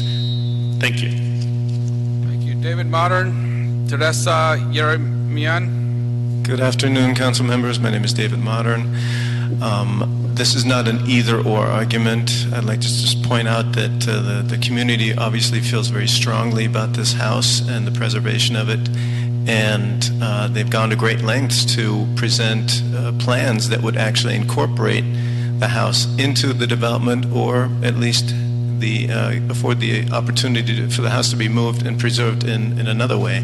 And this is an opportunity for you guys to stand up for both, allow the development to go ahead while you're preserving part of the Los Angeles historic character. Thank you. Teresa Yerimian and Noel Weiss. Good afternoon, council members. My name is Teresa Yerimian. I'm the president of the East Hollywood Neighborhood Council. And unfortunately, I'm here in opposition to the project. Though the council does support affordable housing, we would like the concerns of the community to be better heard. As we've heard today, there's obviously concern over the historical significance of the building, as well as some of the process issues. On April 27, 2015, the council received a 10-page letter from myself and our planning committee from the East Hollywood Neighborhood Council expressing our opposition with a vote of 9 opposed to the project, 1 nay, and 1 abstention on the project.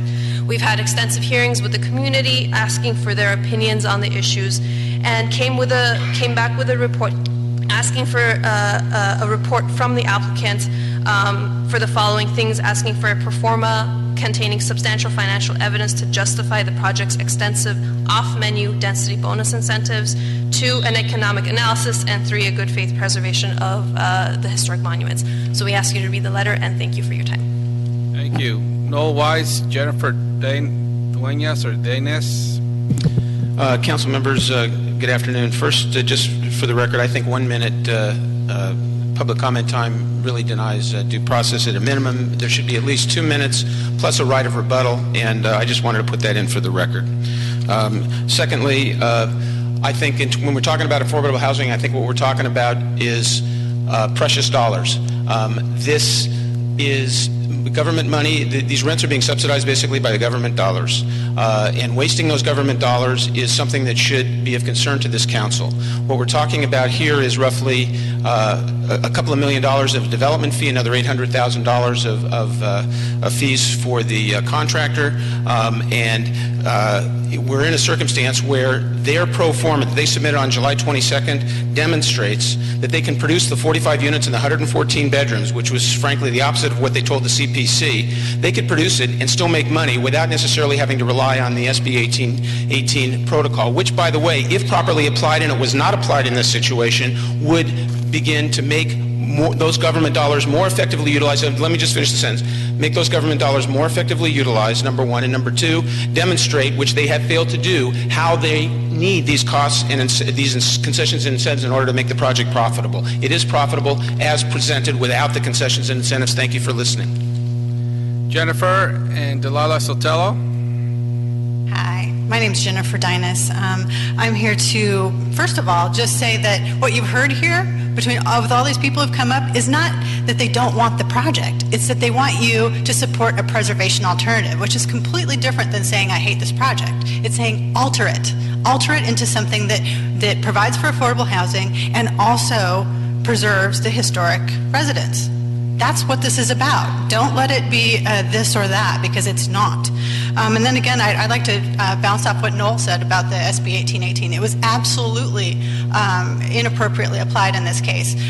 This project is 100% affordable, besides for the manager's unit, and it's really duplicative to apply SB 1818 incentives to an affordable housing project that should have been granted with a development agreement. Development agreements allow for a number of relaxed concessions to developers because of the greater good of providing affordable housing. You don't need to rely on a density bonus. Thank you. Thank you. Terry Kaufman, Macias City Attorney's Office. I just want to clarify, the density bonus is not in front of you. It's not further appealed, and it is not part of the hearing and decision that you're going to make today. Thank you. Delilah Sotelo, H. Good afternoon, Honorable Chair and Council members. I'm Delilah Sotelo, and I was engaged by HCHC earlier this year to perform the financial analysis for the project. I was very encouraged by the extensive performance and cost analysis that I received to review. My review is completely third-party and independent. The scope of my work was narrowly focused on evaluating the financial feasibility of a project constructed based on the requested off-menu items versus a project without the requested off-menu items. So that was the scope of my work. I was not looking at the historic preservation of the project. I made my determination evaluating construction cost, program compliance, leverage of resources, specifically resources from the City of Los Angeles, and the production of affordable housing. And my conclusion was that based on the information that I received and my own third-party analysis was that the project as presented was financially feasible, and the project and the alternative is not financially feasible because it would lose the commitments of financing that it has in place. place. It is not a matter of profit of the alternative versus the proposed project. It is a matter of the loss of funding. And lastly, just to clarify a point, the historic low-income housing tax credits do require a historical review, but this project is seeking federal low-income housing tax credits, which are separate and different from historic low-income housing tax credits, and they do not require historic review. Thank you. H. Wayne? Sounds much like fraud here and abuse, but the people have made their decisions. They've spoken to you and made a request, and that request is a petition to use some comprehensive idea with them to agree on their plans in their community. I don't fucking live there and I don't want to, but I see the point of housing. It's needed, well needed. You got African Americans homeless on the street. You got minorities that don't speak English very well. We come to this country for advantage and disadvantages that you give us, you assholes, and we get no housing. But we work for you, we serve you. You son of a bitches, don't you understand? So provide for everybody, free, equal, accessible, life, liberties in housing. I can't collaborate with you no more because so much bullshit. Listen to the people. What's historical, keep historical. Wayne? Yes, here we have once again tearing down a historical structure. And I went to the Cultural Heritage Commission meeting, and they had a Norma Jean house. And the day that they considered it, the day before, the developer tore it down. So our Cultural Heritage Commission needs not to be trusted but verified. And this again, it's all about the money. It's about the money. That's all it is.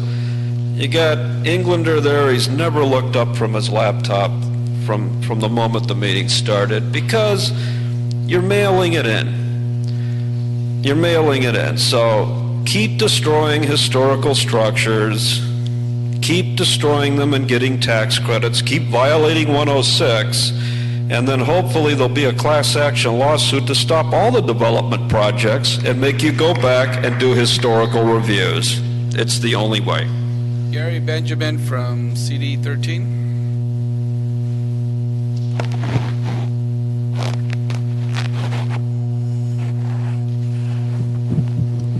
Hello, council members. I'm Gary Benjamin from Councilmember Mitch O'Farrell's office with CD 13. Councilman O'Farrell has had affordable housing as a major priority of his, and this is a project that we have very strongly supported from day one. It's going to bring 53 units of affordable housing into an area of East Hollywood that desperately needs it in close proximity to a Metro Red Line station. The issue of the house, we agree with the determination of the Cultural Heritage Commission that it is not a historic structure, is a historically significant structure, and so we don't think that the house warrants preservation at this time. We appreciate what they've done with preserving two of the bungalows and putting those on the Serrano side to help transition the height and match the existing character of development on that side of the street. We think it's a well-designed project. It's a really important project for the area. So we ask you to deny the appeals and to support the project. Thank you. Thank you. Can we have staff come up, please? Just want to be clear that this has, once nominated for historical status, went through the commission, was denied. And for this project, was there a historic resource assessment? There was none done, correct? Yes. There was. Okay, yes, there was one. as part of the environmental impact report. Okay, but it wasn't a full assessment. It just did the preliminary EIR required assessment. There was a full assessment in the environmental impact report for the property on Hobart. Yes. That found that this was not historically significant. That's correct. Some of the speakers have mentioned that while it probably well, it hasn't been designated such locally that it could qualify for a national register. What's your assessment? Is that accurate or not? The structure was evaluated as part of the environmental impact report and also evaluated by Cultural Heritage Commission, and neither found that it met the eligibility level to be qualified as a historic resource. For our local purpose, local review. That's How about correct. the national register? I would need to review the environmental impact report to review the language on the national register, and perhaps the historic consultant who is standing next to me could provide more details. Thank you. And you're the historic consultant for who? I prepared the historic assessment for the environmental impact report. Okay. And I found the property ineligible for listing in the National Register, the California Register, and as a city monument. Okay. Now, some of the speakers said that it may qualify for a national register. Is that, I'm talking just national register, not the local, state, or local. And why wouldn't it qualify there? It doesn't meet the eligibility criteria for listing in the National Register. It's not eligible as a site of an important event, and it does not contribute to significant historical patterns or trends in history.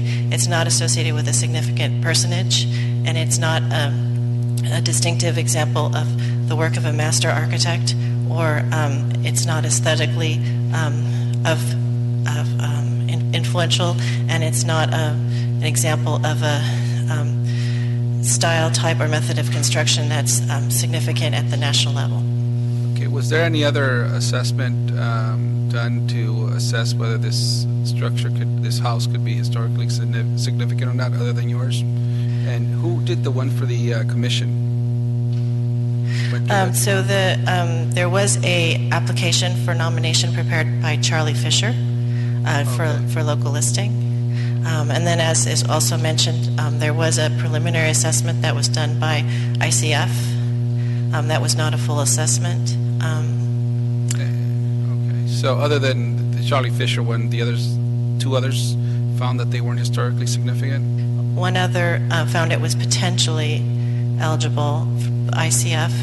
They did not conduct a full investigation. What's the difference between a full investigation and a full investigation? That means to do a site visit and to do substantial historical research, to prepare a historic context that discusses the various applicable themes and persons associated with the history of the property, to do an extensive property history that goes through the whole construction history and design, to look at the history of the architect who designed the property and his whole career, to evaluate the property in the context of the architect's career, in the context of the City of LA architectural history, and also in the context of the neighborhood history.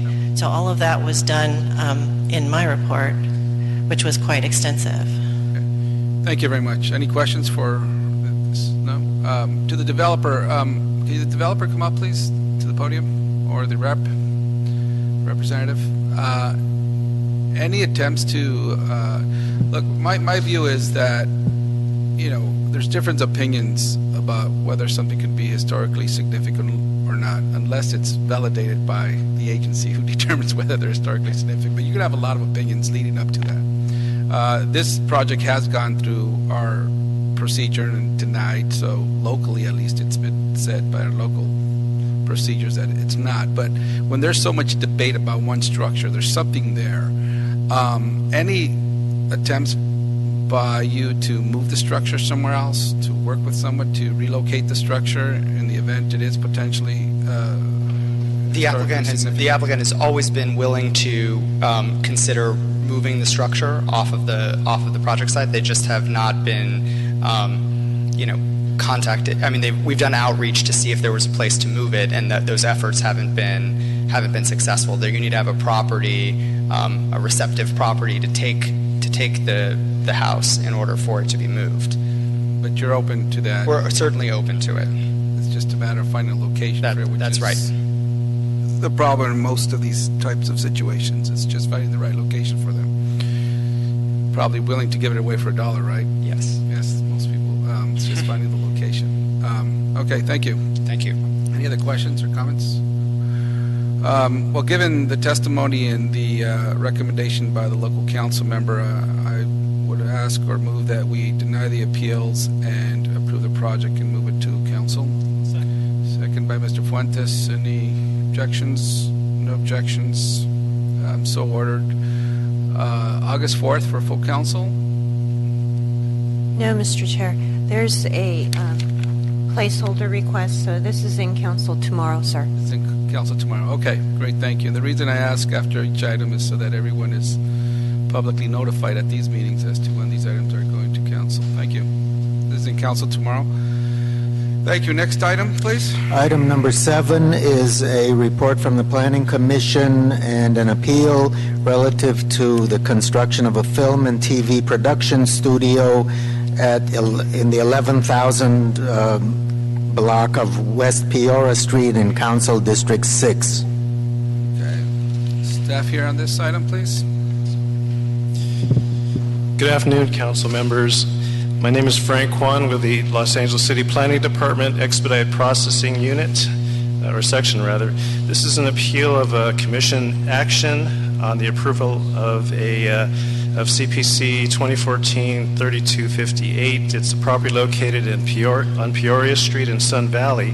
The commission at their April 23rd meeting this year voted to conditionally approve the Line 204 studio, which is a 222,000 square foot floor area consisting of a studio production building, a accessory warehouse, and a gatehouse. The studio building will be approximately 110,000 square feet and with a maximum height of 74 feet. The warehouse will be 108,000 square feet and 54 feet.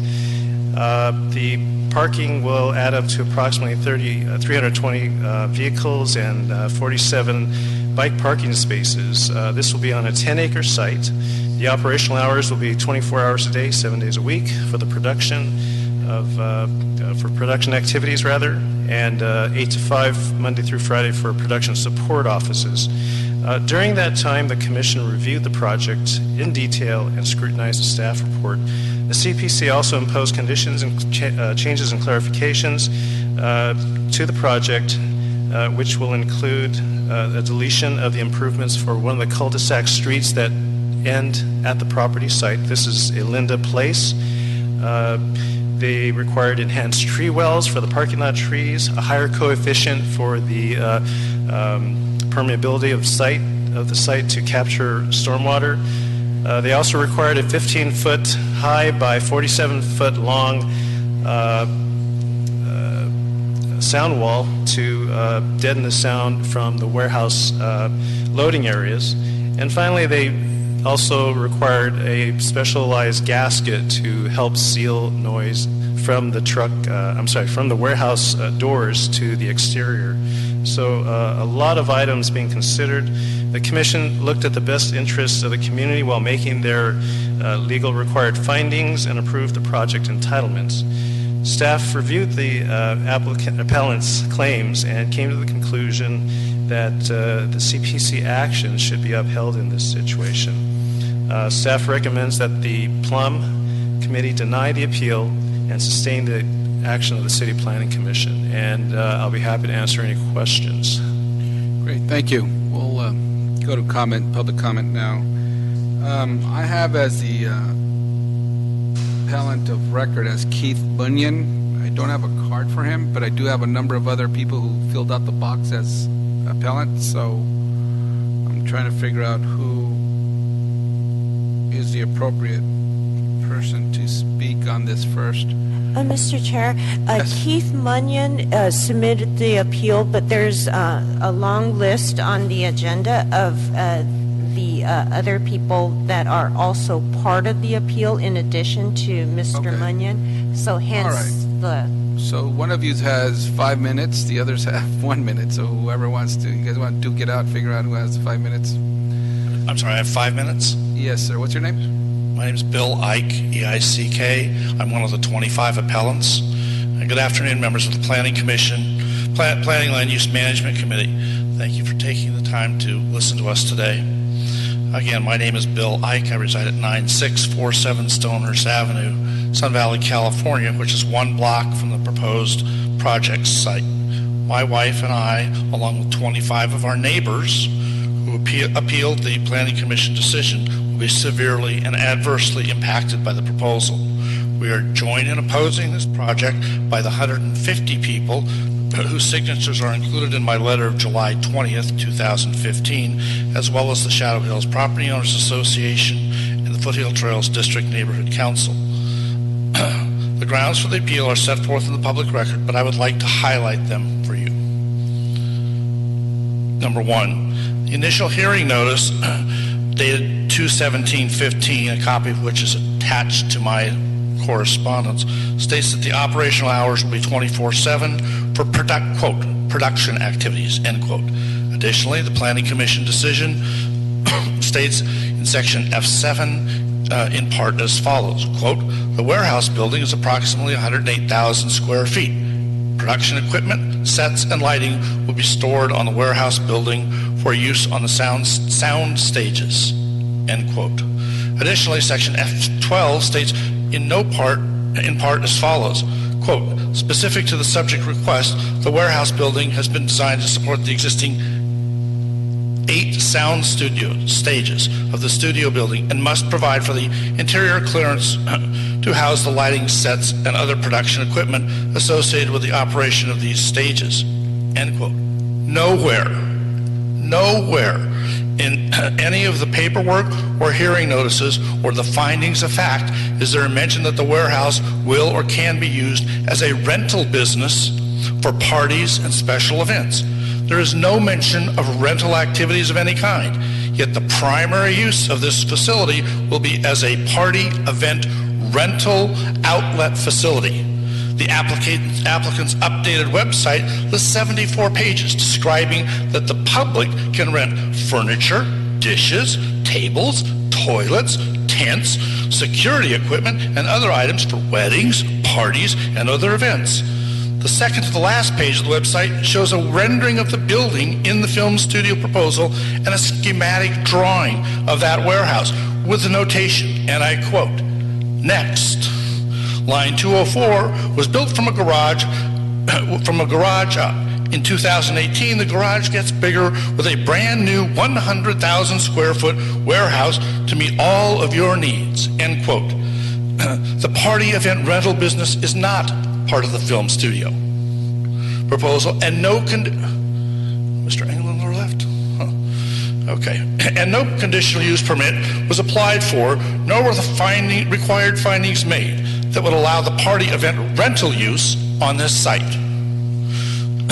The party event rental business was not disclosed for the hearing examiner nor the Planning Commission. This commercial rental business use is not allowed as a matter of law, and the findings for a conditional use permit have not been met. Number 2, the proposed film studio project ignores the Sun Valley Community Plan regarding reclaimed gravel pits.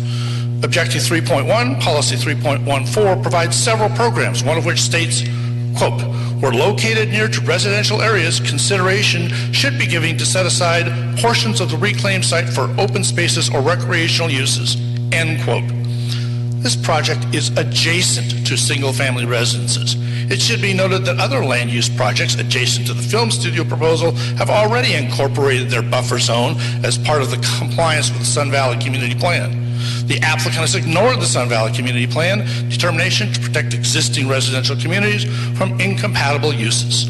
This precedent would have terrible long-term consequences for the rest of the Shadow Hills community, which is in the 5th Supervisorial District. Mr. England, we're still here.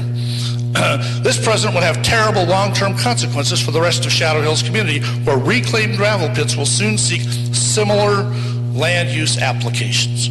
Number 3, soon after the film studio project was approved by the Planning Commission, the property to the immediate west filed an application to build 360,000 square foot of warehouse spaces.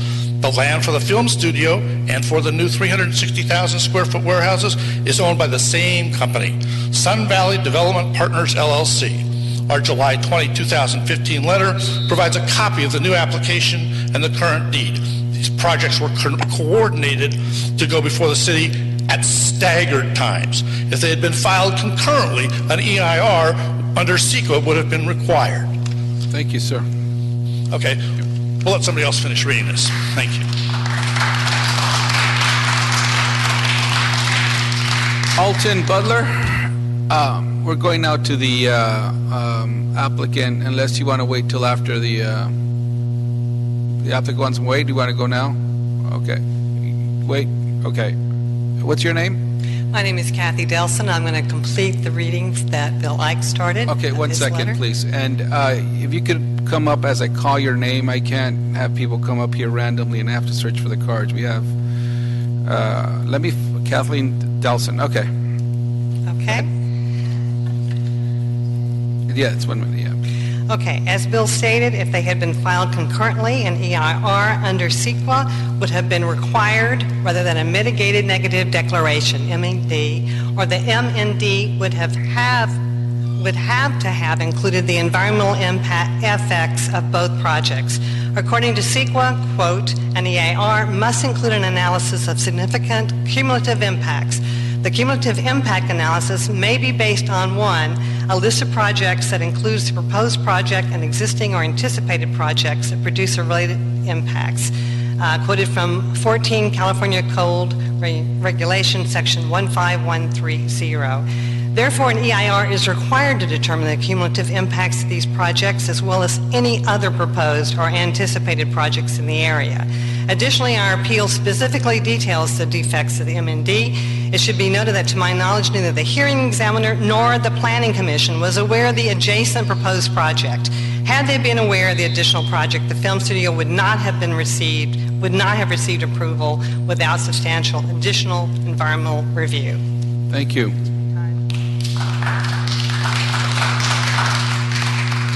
Dave DePinto and Tina Ike.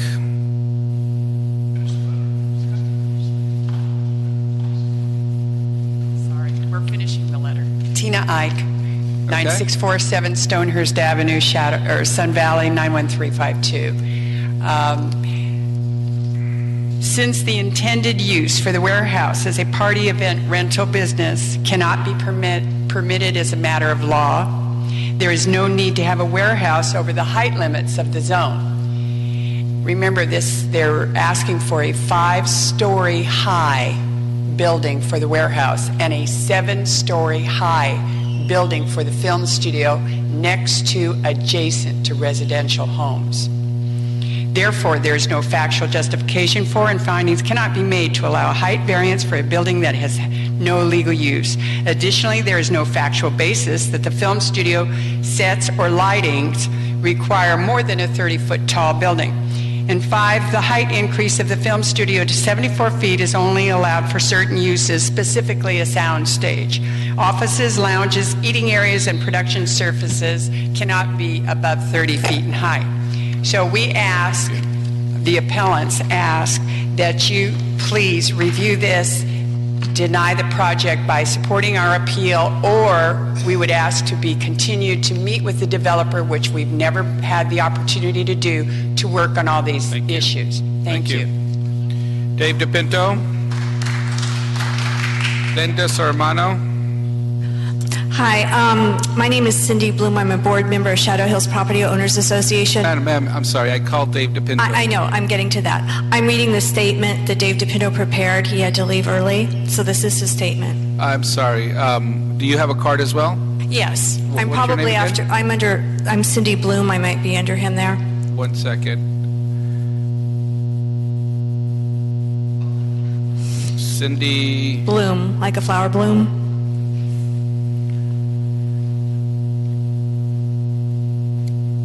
Okay. No, I got Cindy Sauer. Okay. I'm sorry, ma'am. I just can't allow. Okay, I'll sit back down. I'll come when my name is called. Okay, when I call your name, you could come up and say that whatever Dave Pinto wanted to say. Thank you. Linda Serrano. Good afternoon, council members. I live at 10939 Elinda Place. This project is at the end of my street. You will be able to see the 54 8-foot tall building when I go out in my front yard and look down to the end of the street towards my neighbors. We built that house in 1956. My mother is 94. It's still her primary residence. There are many original members and family members in that neighborhood.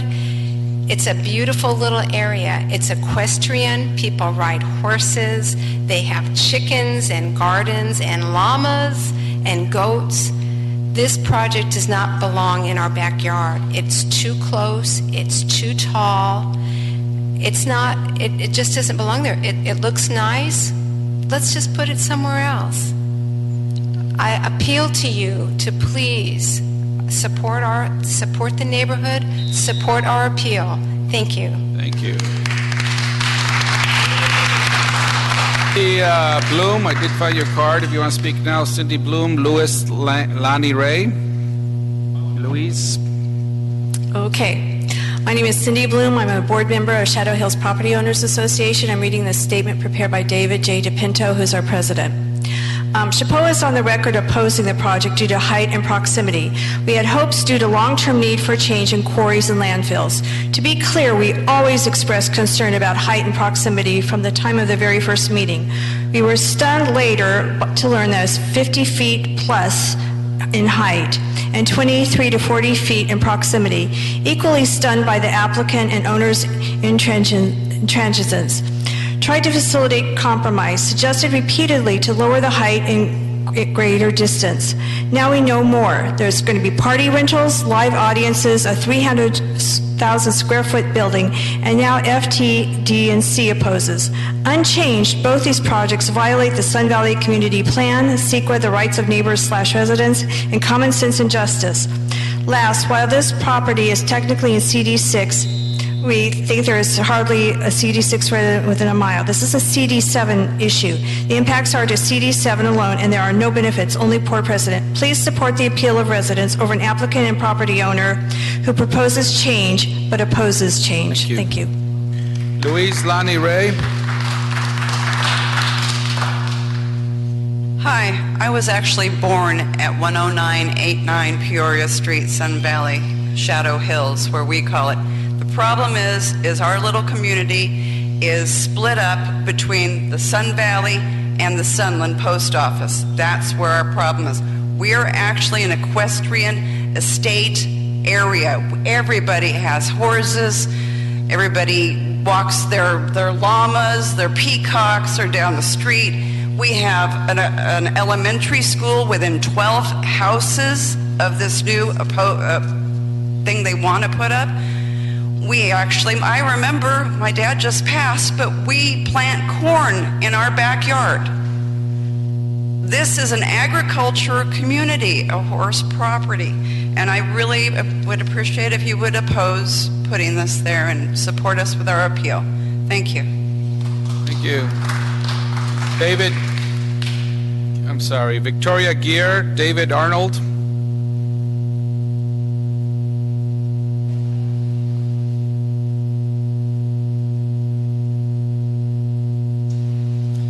Good afternoon. I'm glad to be here. I'm Victoria Gear.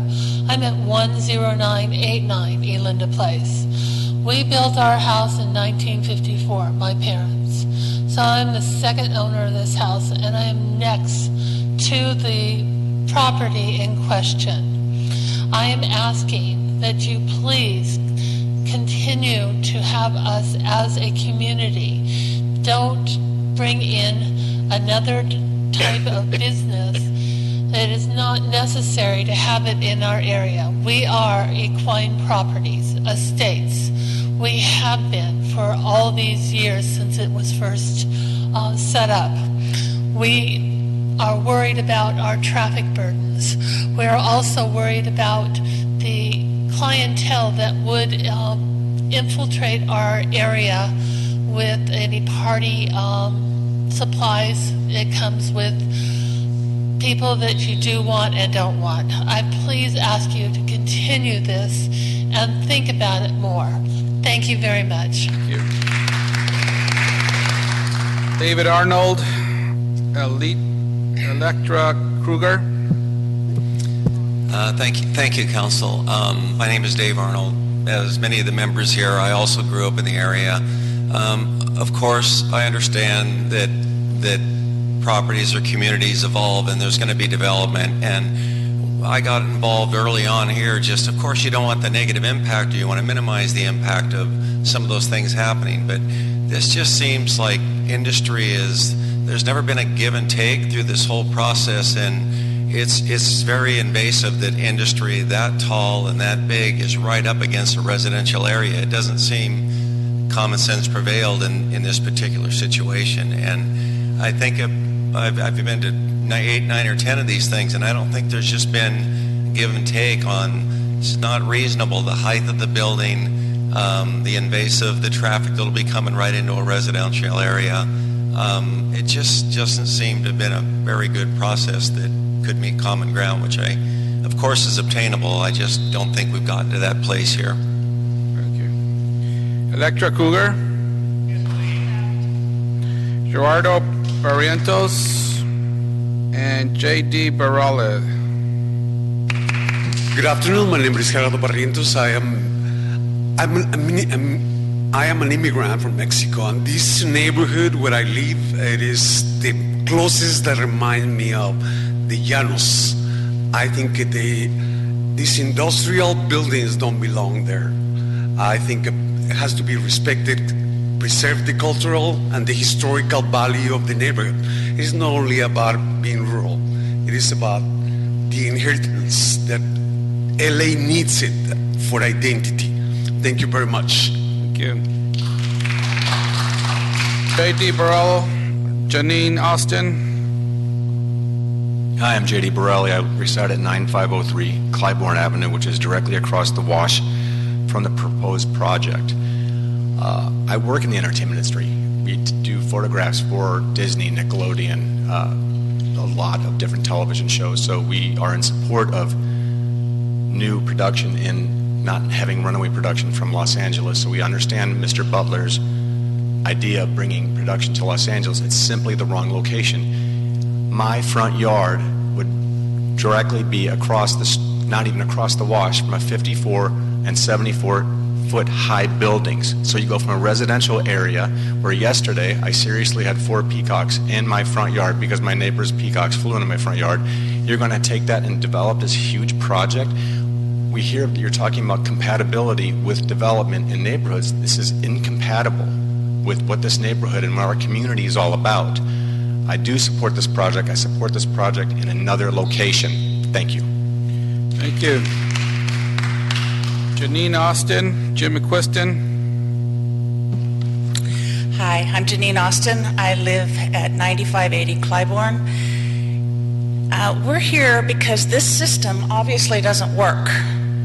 When a person can come in from the outside, a quiet neighborhood, and present that he wants to build a movie studio, glitz, glitter, what have you, with no consideration for the surrounding community. Absolutely none. I have llamas, I have goats, I have a pig, I have dogs, and I have lived there forever. It's a rural community. If I were to ask any of you or all of you if you want to live next to a 5 or a 7-story building abutting your backyard, I can guarantee you'll all say no. Why are you going to let this go through? You are sacrificing a community for tax dollars. Thank you. Jim McQuiston, Gary Agas.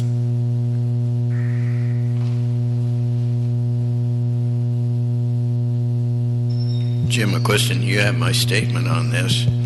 There is a precedent on it which says you can't do this kind of thing, but I noticed when Mr. Englander left, there's an absence of a quorum that was of the Plum Committee, and I'm very concerned that we're doing something that was legal. Thank you, Mr. McQuiston. Gary Agas, Jesse Torrero. Good afternoon. My name is Gary Agas. I live at 11211 Cohasset Street, Sun Valley, California. I'm here representing the Sun Valley Area Neighborhood Council. We are in favor of this project. A movie studio will bring many good paying jobs to our community and upgrade the commercial area. We'll also encourage development of restaurants, stores, and other businesses in the area. It will be good for our community. We still believe the monument sign should be allowed in front of the facility, otherwise the front would look barren without some sign with the name of the business. The sign will be in character with the rest of the property. The staff recommended a condition prohibiting live audiences. Los Angeles is encouraging movie and television production in the city. The applicant will never be able to turn a profit if he cannot.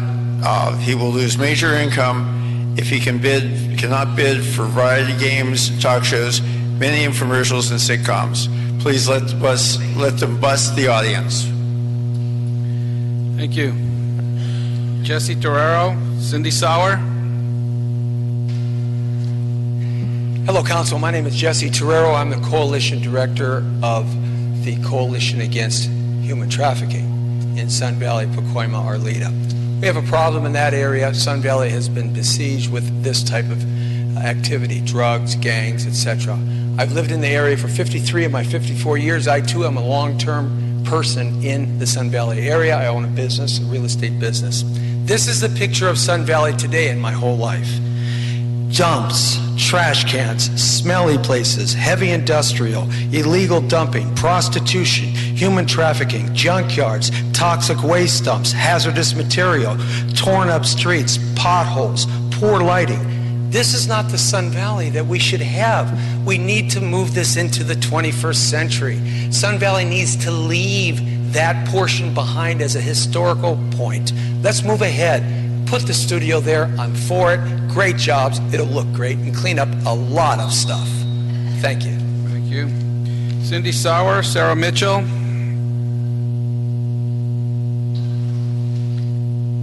Hi, my name is Cindy Sauer. I grew up in the Sun Valley area. I have an equipment rental business in the Sun Valley area. I'm on the Sun Valley Area Neighborhood Council that voted to approve this project. And I want to go back to a equipment rental company that would bring slum and yuck to a neighborhood. I took offense to that comment. I have a business that has third generation, and that's just really not true. As for Alton's project, I would recommend that any one of you go out to that piece of property and look at it yourself. Before I made my decision to vote yes, I did. I took my 22-year-old son, who is also on the neighborhood council, and I asked him to look at the project. We both voted yes because what we saw there was landfill that was in February that didn't smell right, that had bugs and things swarming. And so in answer to the person who asked if you'd want it next to your place, I would say I would, as opposed to the condition that it's in right now. Thank you. Sarah Mitchell, Nanette Wenger. Good afternoon or good evening, council members. Thank you for hanging in here. I'm Sarah Mitchell. I'm with the Valley Industry and Commerce Association. We represent more than 400 businesses in the San Fernando Valley and greater LA area. VICA is in full support of this project, and particularly the entertainment-related economic development that will come out of it. This is the perfect year to discuss this as the state is going into its first round of its $300 million film tax credit program. Projects are looking at California, and we want to make sure as many of them as possible are in LA. It's important that new studios are developed so that we can attract as many of these projects as possible. In addition to that, Line 204 has a proven track record of being a good business, being a good neighbor. This isn't their first rodeo. They have 3 other spaces, and they've done their due diligence. They absolutely have reached out to the neighbors and the community groups. They've been doing this for over a year, and we appreciate that full research and outreach that they have done. So we urge you to support the project as is, and we look forward to welcoming them to the Valley. Thank you. Nanette Wenger, Sean Yes, Gabbard. my name is Nanette Wenger. I'm a resident of Shadow Hills, which is an equestrian community that involves a lot of wildlife and a rural type of atmosphere. That's how we live there. That's why people move there, because there's very little activity, there's very little traffic, but there's lots of wildlife, horses, coyote, rattlesnakes, unfortunately, tarantulas, owls, many, many raptors, and bringing in a very large commercial building adjacent to a residential neighborhood is completely inappropriate. We have to preserve the rural communities that are so few left in Los Angeles. I understand that the city needs to have more movie industry. It's what made the city famous to begin with, but this is a terrible location. They are not taking neighbors into consideration. They are not taking the community into consideration. Thank you for your time. Thank you. Sean Gaver and Susan Mansis. Good afternoon. My name is Sean Gaver. I'm an environmental planner with the consulting firm PCR Services Corporation. We prepared the mitigated negative declaration for this project on behalf of the planning department. After careful analysis, it was concluded that with the implementation of the identified mitigation measures, that impacts would be less than significant, and that the M&D was appropriate level of documentation. The EIR was not required. Just want to let you also know that I'll be available to answer any questions that you may have. Thank you. Susan Mansis, George Tavares. Yes, I'm Susan Mansis. I'm from Shadow Hills Property Owners Association. I'm the vice president. I'm also neighborhood watch coordinator for all of Shadow Hills. With all due respect to the Sunland Neighborhood Council people who have talked, you have to understand this property that they're speaking is literally one street into Sun Valley. It is really considered Shadow Hills, but as someone previously said, it's a different zip code. The people who spoke for the project, they don't even live near the project. This is very misrepresentative because it is really a Shadow Hills property, although it has a Sun Valley zip code. Also, as neighborhood watch coordinator, I can tell you that Peoria and Stonehurst and Glen Oaks are speed traps. LAPD is down there all the time. I'm constantly getting calls from neighbors who are worried about speeding. There's speed bumps down there. There's constant traffic. We cannot take 300 plus more cars because, as you people don't know, except for Felipe, this is a through street. So there isn't just one way in, one way out. There's several ways, and we are afraid that a lot of those participants will come up Stonehurst, which is just an accident waiting to be happen. Okay, so we're definitely not in favor of the project, only for these reasons and because of the height as well. Thank you. Thank you. George Tavares, Catherine Diane. Good afternoon, Councilman Weezar, members of the Commission. George Tavares. I'm a commercial real estate broker in the San Fernando Valley, and I work the East San Fernando Valley as my territory. One of the things that I heard today sitting here was the continual loss of commercial spaces. I hear Hollywood's turning more of their industrial property to apartments. They're coming to the San Fernando Valley. Recently we had Mole Richardson, one of the oldest lighting companies in all of Hollywood, move to Pacoima. They're not going to tell you they've moved to Pacoima because they're still not believing in the area. By bringing this project to the Sun Valley area, it sets a precedent to Hollywood. It's bigger than just what this project is, and we need it. We need it there. Everyone there is going to benefit from it. The businesses are now going to finally say, we are in this area. And I think it's also important to note that we heard that there was some rental space. Mr. Butler leased 100,000 square feet right next to Mole Richardson to house his rental business. It's not going to be happening there. Thank you. Thank you. Catherine Diane, Jennifer Gross.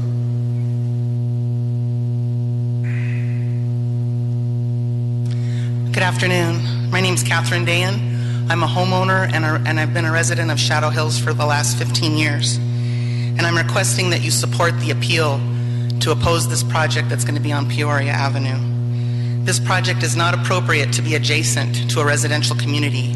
The height of the buildings is too tall, 7 stories and 5 stories, to block out sun from the neighborhood residents. So in addition to all the strong legal arguments that you've heard today and the personal arguments that you've heard today, I'm just asking you one simple question. If your family home and your property was located 30 feet away from a 7-story building film studio and a 5-story building warehouse that's renting out equipment that's open 24 hours a day, 7 days a week, could you live with that? Thank you.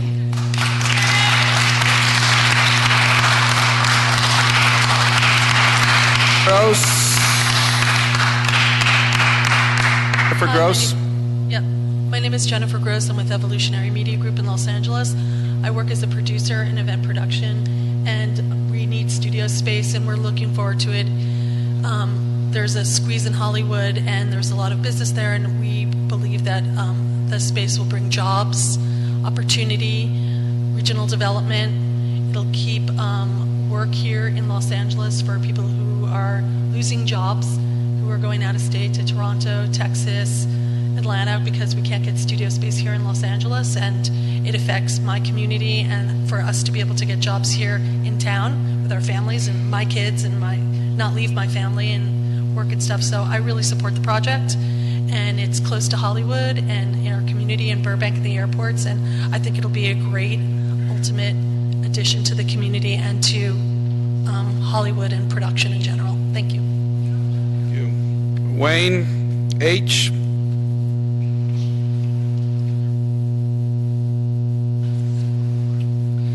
So, as proof, you got them over there, the mean and the hungry, because they want to devour the land. And then you have the people who you're supposed to represent. Like any criminal organization, you're going to go against the people and in favor of the producers. And that's what it is. That's what you signed up for, Mr. Dawes. So you signed up to engage in a RICO operation. The project is not needed. It doesn't fit the area. It's a ranching community. It is equestrian. We don't have any more left. Encino and Resita's gone. All the ranches are gone. The only place you have left is in 7 and Shadow Hills and these areas. You have to preserve these areas. So you vote against these people, you further prove what you are. You're nothing but mafia. H. So pathetic to allow such a development in a residential area. You create not just an eyesore, but you become the element of a public nuisance, not to engage on behalf of what the public residents in that area are saying. They're not for it, they're against it. I revoke upon and on their behalf, a revoke of every measure that you're saying is good for this plan. You got pimps out there. You don't even correct the action. This building is going to be big enough so that you can have Nuri in there pimping it out, so people can screw around in the massage parlors that you haven't handled in these residential areas. So before you take an action, you pimp lords, why don't you first listen to the public's concern and address the real issues? Stop being dicks. Before we go to the council representative, we haven't called upon the applicants. Brad Rosenheim and Alton Butler. You can either do it together for 5 minutes, or one person can have 5 minutes and the other 1 minute. So however you wish. I can have 5 minutes. Sure, you are Brad Rosenheim.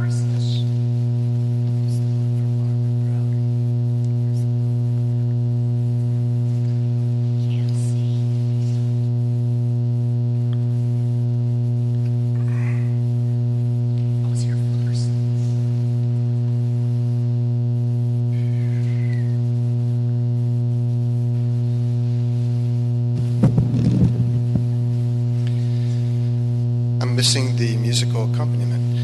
Good afternoon. My name is Brad Rosenheim, 21600 Oxnard Street. I'm here today on behalf of Alton Butler, the president of Line 204. I'd like to thank the planning staff and the City Planning Commission for their excellent report. There are 2 conditions that we would just like to see revised. condition number 14A, just to include the fact that the warehouse would be a 24-hour operation, and condition B, which limits the hours of operation of the easterly driveway from 8 a.m. to 4 p.m., which are very odd hours. We had originally asked from 7 a.m. to 7 p.m.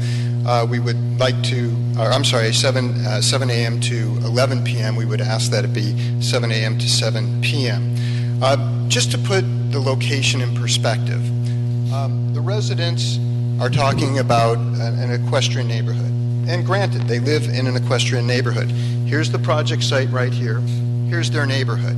We're not going to affect their ability to have animals or equestrian activities. But just to tell you what's around us beyond that, this is a Vulcan site, 125 acres of a gravel pit. Behind us, we have industrial buildings across the channel. So the neighbor who was talking about their view of this site lives next door to industrial buildings. And then this site, directly to the west of us, is a 24-hour truck operation, comings and going throughout the day.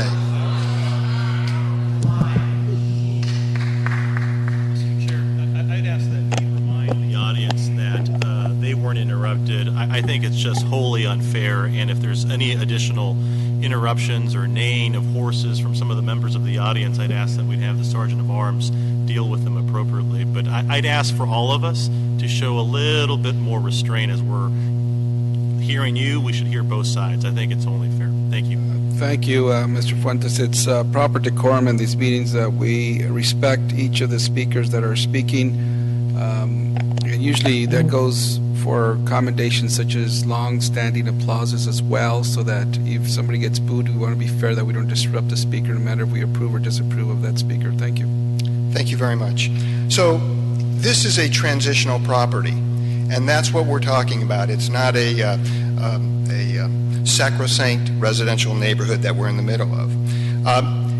This is an important project because this is the first project, ground-up studio, in the San Fernando Valley.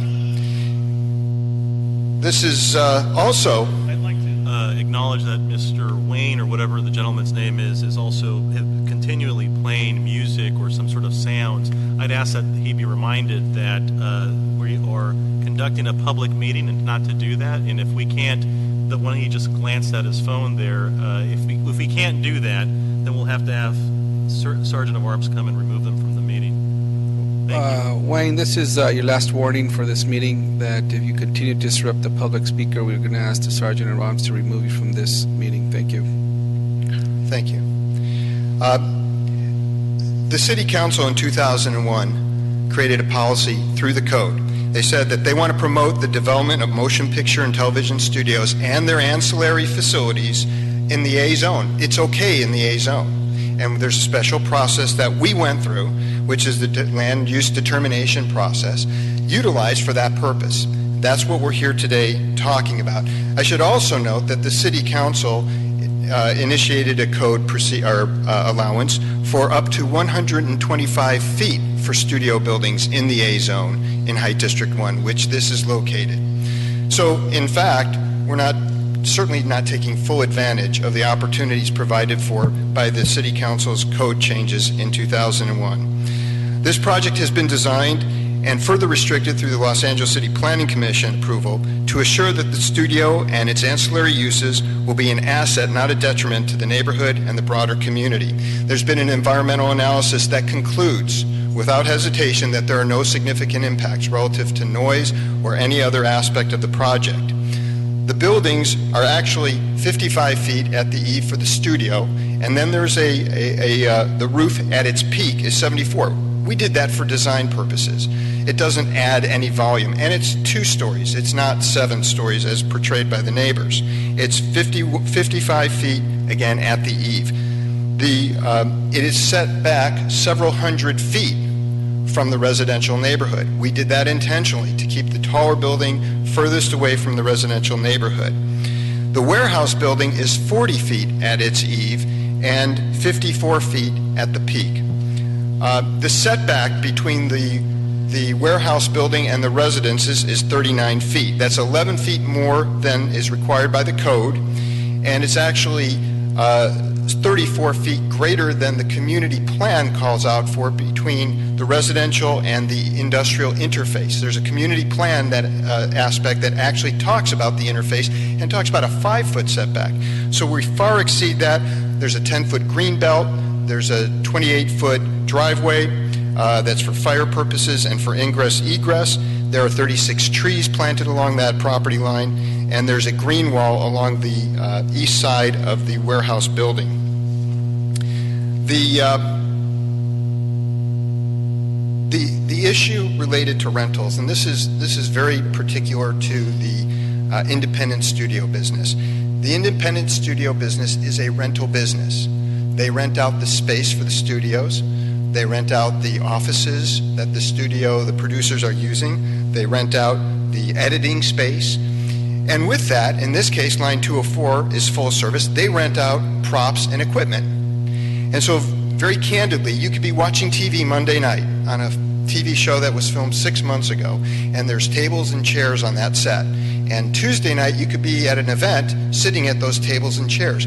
They're interchangeable. There's no difference between the tables and chairs and props that you see on a TV show or a movie set than you might see at an event or a wedding.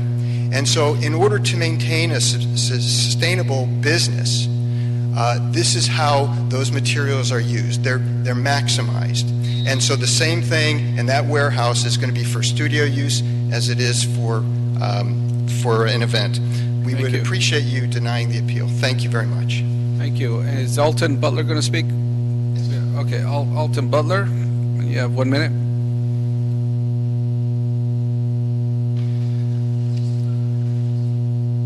Yes, ma'am. Good afternoon, honorable committee members. My name is Alton Butler. I moved to LA from LA, which is Lower Alabama. I've been here 21 years. I know the accent don't sound like it. I started my business out of my garage. LA has been really good to me. I want to give back. I've been approached by other film commissions in the state of Georgia and the state of Louisiana to build a studio there. I chose not to do that. I chose to do that here in the state that we live in, into the city that we live in. I've went through every process that I could possibly went to and got approval from the two neighborhood councils, ZA, unanimous in the CPC, and now I'm on my way to the city council. I never thought it would be this hard. I honestly wouldn't. And if I had to do it over, I'm going to be honest, I probably wouldn't do it again. It's very strenuous on myself and my family, as well as it is for these people. It's not an easy process, but I do want the studio, and I do think it's good for this community. They might not see it now, but I promise you, I will be the good neighbor that they asked for. Thank you. From Council District 6, Ackley Padilla.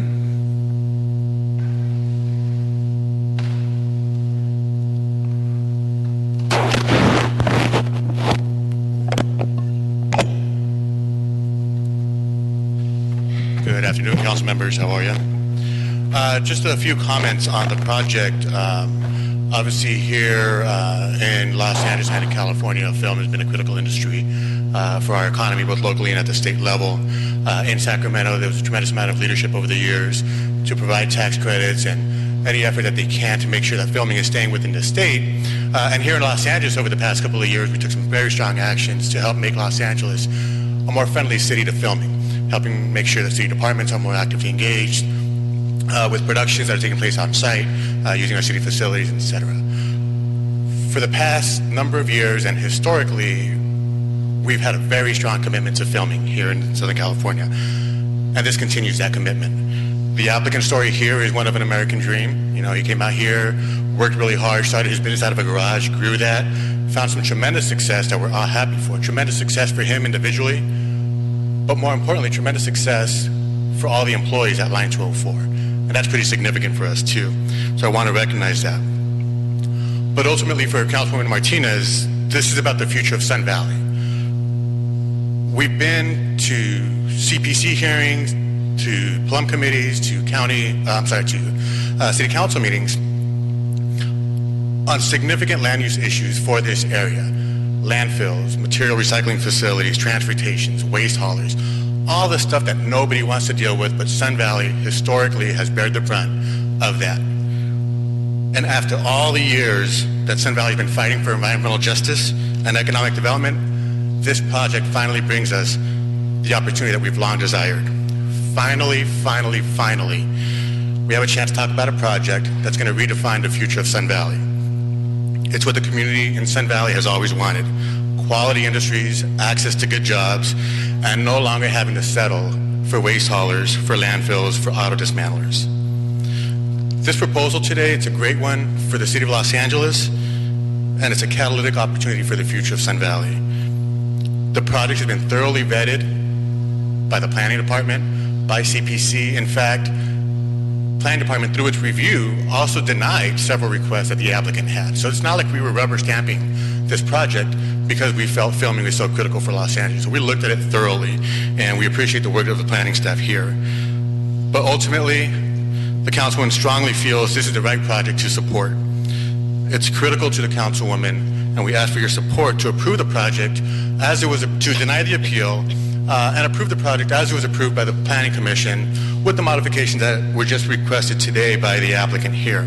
It's important for us because we want to make sure the project is viable and ultimately successful in the long term, because that is what's going to dictate the future redevelopment in the Sun Valley area. If it's not successful, we're going to go back to continuing the history of poor land uses in the Sun Valley area, horrible operations, horrible types of businesses with auto dismantlers, again, waste facilities, etc., that are affecting the local public health in that area. We've got to do something right. This is a great opportunity for the future here. So the councilwoman, again, is respectfully requesting that this committee approve the project, deny the appeal, and sustain the CPC approval, and incorporate the modifications requested by the applicant. Thank you very much for the time, and thanks for sticking around for such a lengthy hearing. Thank you. And just to clarify, the two proposed changes and conditions are what? You said you support. Can you reiterate? The Brad? Changes. What is it that you had some requests on the hours? One relates to the hours of the easterly driveway. It's currently restricted from 8 a.m. to 4 p.m. We'd like to increase that from 7 a.m. to 7 p.m. What condition? Where is that? That's condition 14. 14 what? 14 B and 14B. Yes, okay. And 14A just needs to include the warehouse in the 24/7 day operation. It says the film and television studio. So you're suggesting the warehouse? The film and television studio and warehouse facilities. Warehouse. Okay. Thank you. I'm sorry. Can you repeat the second yes. condition? Right. The second. I'm sorry. The about the hours of the easterly driveway. Oh. The second condition that you're asking for. Right. The current condition reads: the film and television studio facility may operate 24 hours a day, 7 days a week. We'd like to make it clear that the warehouse also is permitted to be used 7 days a week, and that was the action of the City Planning Commission. It just wasn't reflected in this condition. Okay. Thank you. Those are suggested changes from Council District 6. Any questions or comments? Mr. Fuentes? Thank you, Mr. Chair. If I could have staff come up, I've got a series of questions that I'd like to ask, please. Sure.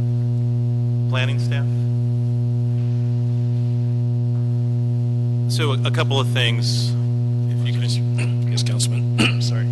Your name and title for the record, sir? Excuse me. Frank Kwan with the City Planning Department. Thank you, Mr. Kwan. So a couple of the speakers, I think it was Mr. Ike that referred to concerns about the Sun Valley Community Plan and this not fitting in line with that. Can you help me understand what the community plan actually speaks to? And I think reference was made earlier by by the presenter that the City of Los Angeles had taken a new view on agriculturally zoned areas to allow for this use. So can you speak to that and the community plan for me? The City of Los Angeles has not taken a new view to agricultural uses. As a matter of fact, the property is zoned A1. However, because of the nature of the plan designation being open space, in combination with the fact that the property is adjacent to a waterway, leaves the applicant able to apply for this land use determination. Now, that process will allow the applicant to request an alternative use through something similar to a conditional use process. And that in that process, the commission will review and vet out whether or not the use being proposed is appropriate for that property and its adjacent area. So it's a permissible use under the community plan?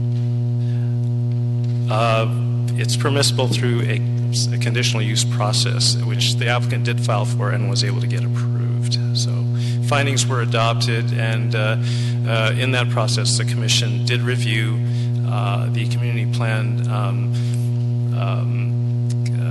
policies and were able to come to a conclusion that they were indeed still appropriate for the area.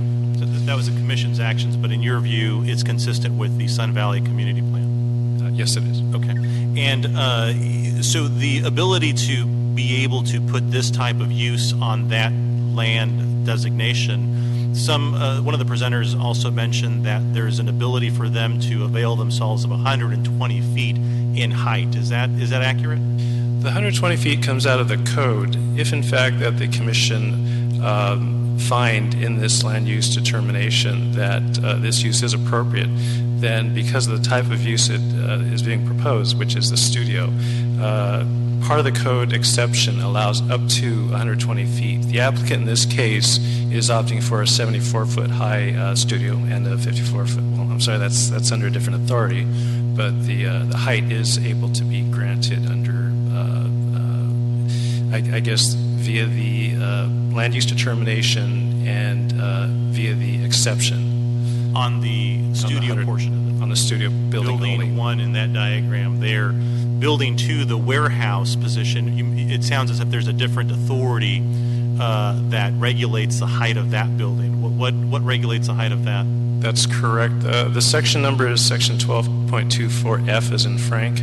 The section actually is under the conditional use authority as well, and it grants the decision maker the authority to vary height requirements in the same zone. So it allows for additional height or additional floor area or additional, I believe, yard area as well. So assuming that a CUP were granted, you could, in theory, consolidate those buildings and have a building up to 120 feet in height if they wanted to, for example, have the studio facility as well as the warehouse all in one building. Funny, yes. If they elected to combine both buildings and call it a quote-unquote studio, it's possible that the 120 feet would be almost in a by right situation had the commission approved that project as a in the land use determination. That's why I think the two buildings is preferable, understanding that if you were going to have this use, they could get up taller. Now, it seems to me, I recall that there was studies done on how the heights of the buildings as proposed would affect the air and light of the neighbors in the area. What kind of impact will these buildings have as proposed on the neighbors, the nearest neighbors to the east? Well, staff looked at it in terms of, under the environmental review. I think Sean Gaver is here also, and he could probably attest to some of the studies being done. But essentially, we looked at shade-shadow impacts. Generally, the rule of thumb is if you have a 60-foot tall building or over, you're going to have some sort of shade-shadow impact upon which we will initiate some sort of study in that situation. The building is at 54 feet at the peak, and I believe the edge of the building at the eave is 40 feet, so it doesn't really come that close to the 60. However, staff was in an abundance of caution asked Mr. Gaver to go ahead and do the shade shadow study. It did not come up with a significant impact in accordance with our CEQA requirements. The other item here in the environmental was aesthetics as to how it would match up against the single-family buildings that could potentially be built up to around 33 feet. So you have a two-story building, maybe a single-family, against a 54-foot tall building with approximately 39 feet of setback and an abundance of landscape buffer and other green screen requirements on the building, as well as noise baffling material in the building walls. We felt after that point it was the compatibility was appropriate. And I'm glad that you started on noise. That sort of addresses the height issues. The mitigations to deal with noise, ironically, as we hear music, can you help me understand what those mitigations were? There was some sort of technology to buffer the sound at the docks, it sounded like, a green wall, the separation from the lot line to the building. Can you just run through the noise mitigations for me? Sure. In the first place, I believe there were mitigation measures required for the building walls of the warehouse, and also, thank you. We have building walls of the warehouse in building number 2. Oops. Also, I don't think it's shown on this particular. And just for reference, colleagues, the east is where building 1 is, and that's where the residential impact would be to the left-hand side of this slide. Oh, sorry. It's right-hand side. I'm sorry, the right-hand side of the slide. The single-family residential buildings are here across the channel. So yeah, help me understand what the mitigations look like. Basically, the mitigations for noise would, I believe, include additional sound attenuation baffling in the warehouse walls. Also, although not required because the study for the noise did not come up with any significant impacts after that point, the applicant at the commission meeting added or offered a 15-foot high by a 47-foot long sound wall around this particular loading dock at the south end of building number 2. In addition to that, of course, you see the greenery that's built or planted around the periphery of the property, especially around building number 2. And that consists of probably 36-inch box trees, which are quite mature at that point and will probably sprout and take off pretty quickly after that. But essentially, we have a 10-foot wide planting area that would turn out to be the buffer. We have the 28-foot wide driveway, and then along the building wall also there's a green screen. So there's a number of vining plant materials grown on that wall. And I believe that probably concludes, if I'm not mistaken, the.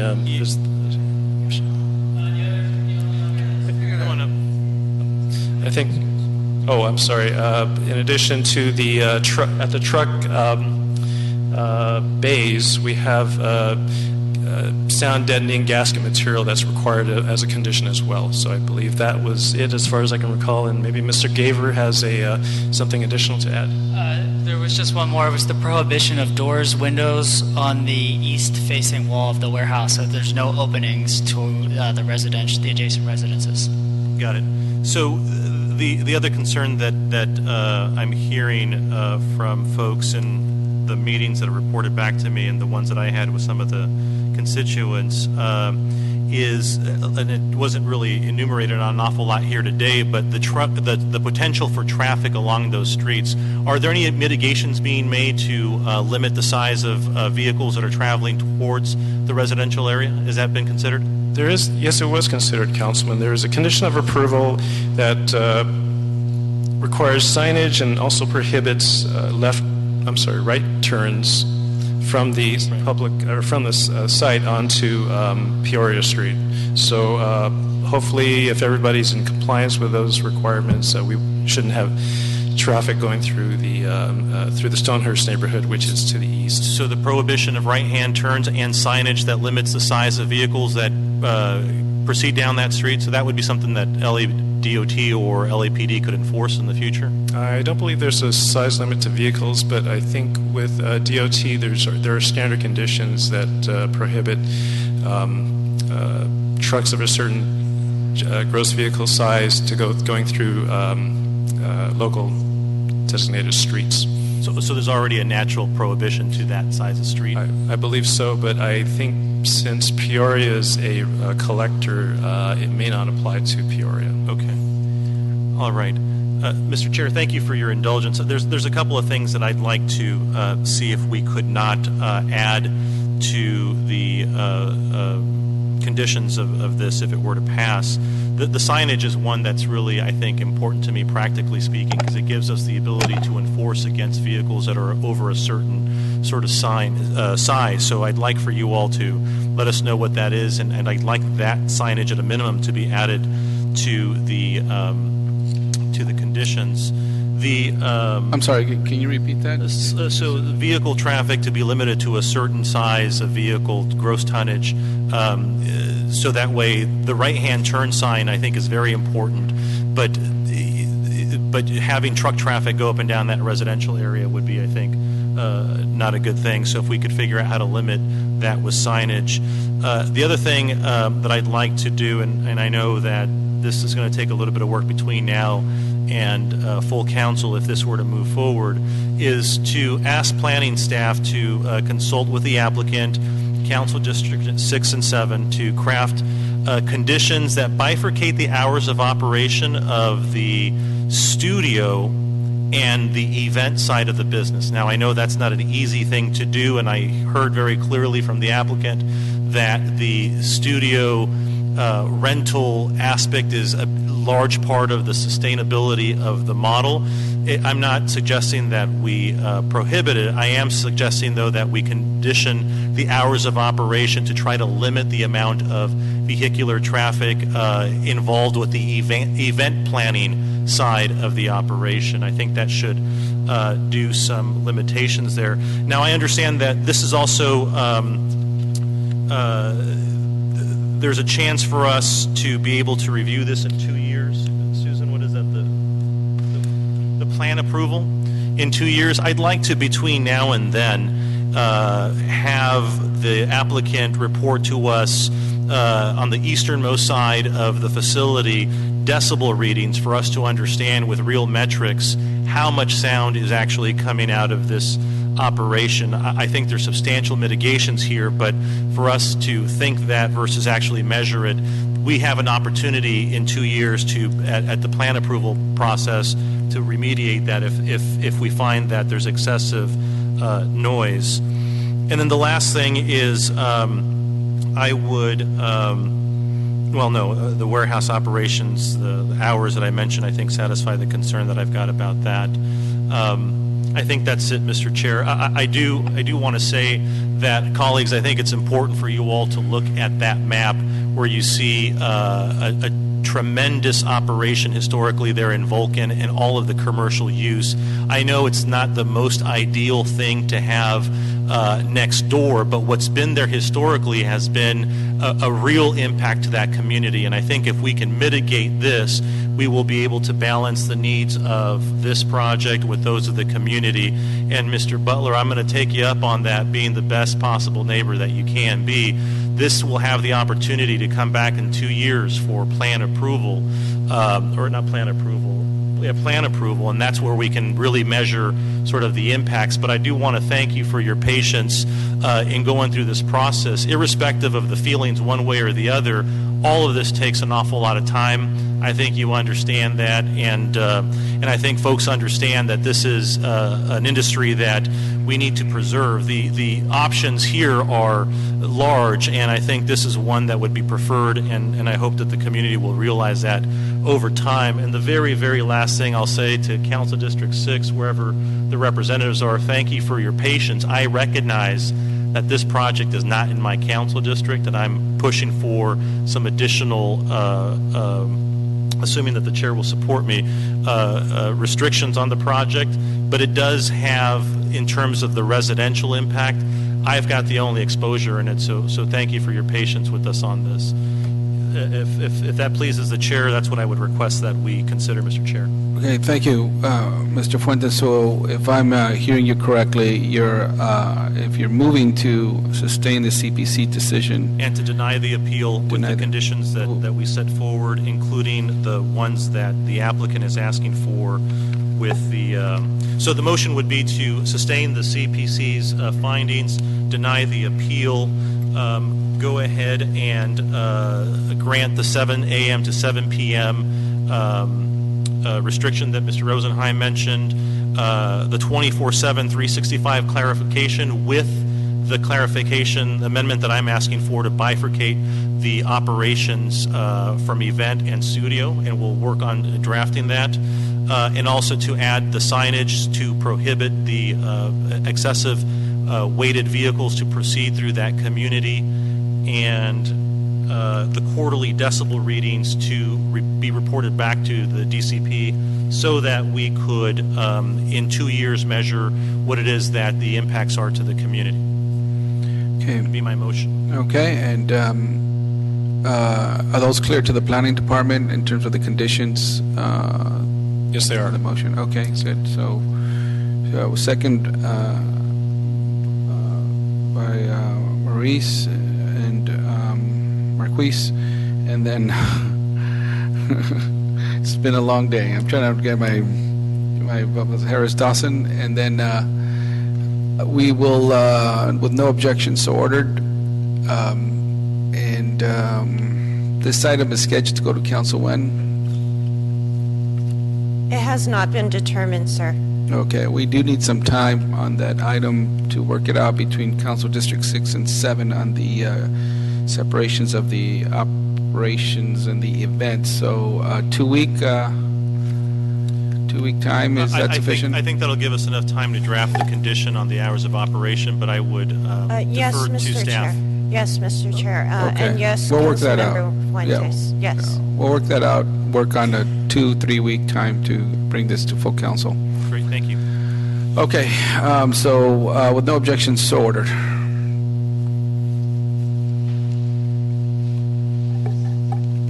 Next items, public comment? Mr. Chair, I think you still have some general public comment cards from before. General public comment. Wayne and Herman?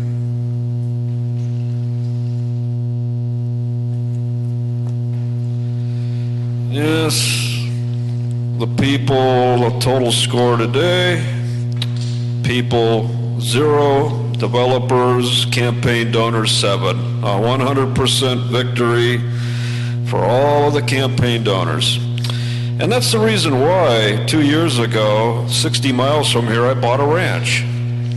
Because what I'm going to do now, and I can do, is sell what I have here in Los Angeles. And 60 miles away from you, I can have peace and quiet, my own water supply, no DWP. That's what you have to do. I did that 2 years ago while you were asleep, you see. So that's what the people have to do. If you want horses, you got to sell high, and then you got to wait and buy low. And you can get good quality places in North County, many, many nice places for horses. H, and then Bill Ike. Well, another approved land use development determined by the film and television studio facility. Sir, you could talk on any item that's not This on is the general agenda. public comment, and I'm talking about old business that already had gone through.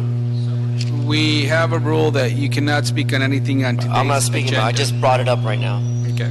So the bottom line is, no matter how bad, how worse, and how unconditional the terms are to make fair, feasible permits for land use, we find that here in Los Angeles, as long as you got money to play with and to pay the players, you'll succeed. So, in shamefulness to all the residents who come here and try to benefit from their public comments, fair warning, this is how city business operates. Thank you. Bill Ike and Tina Ike. I think my wife left.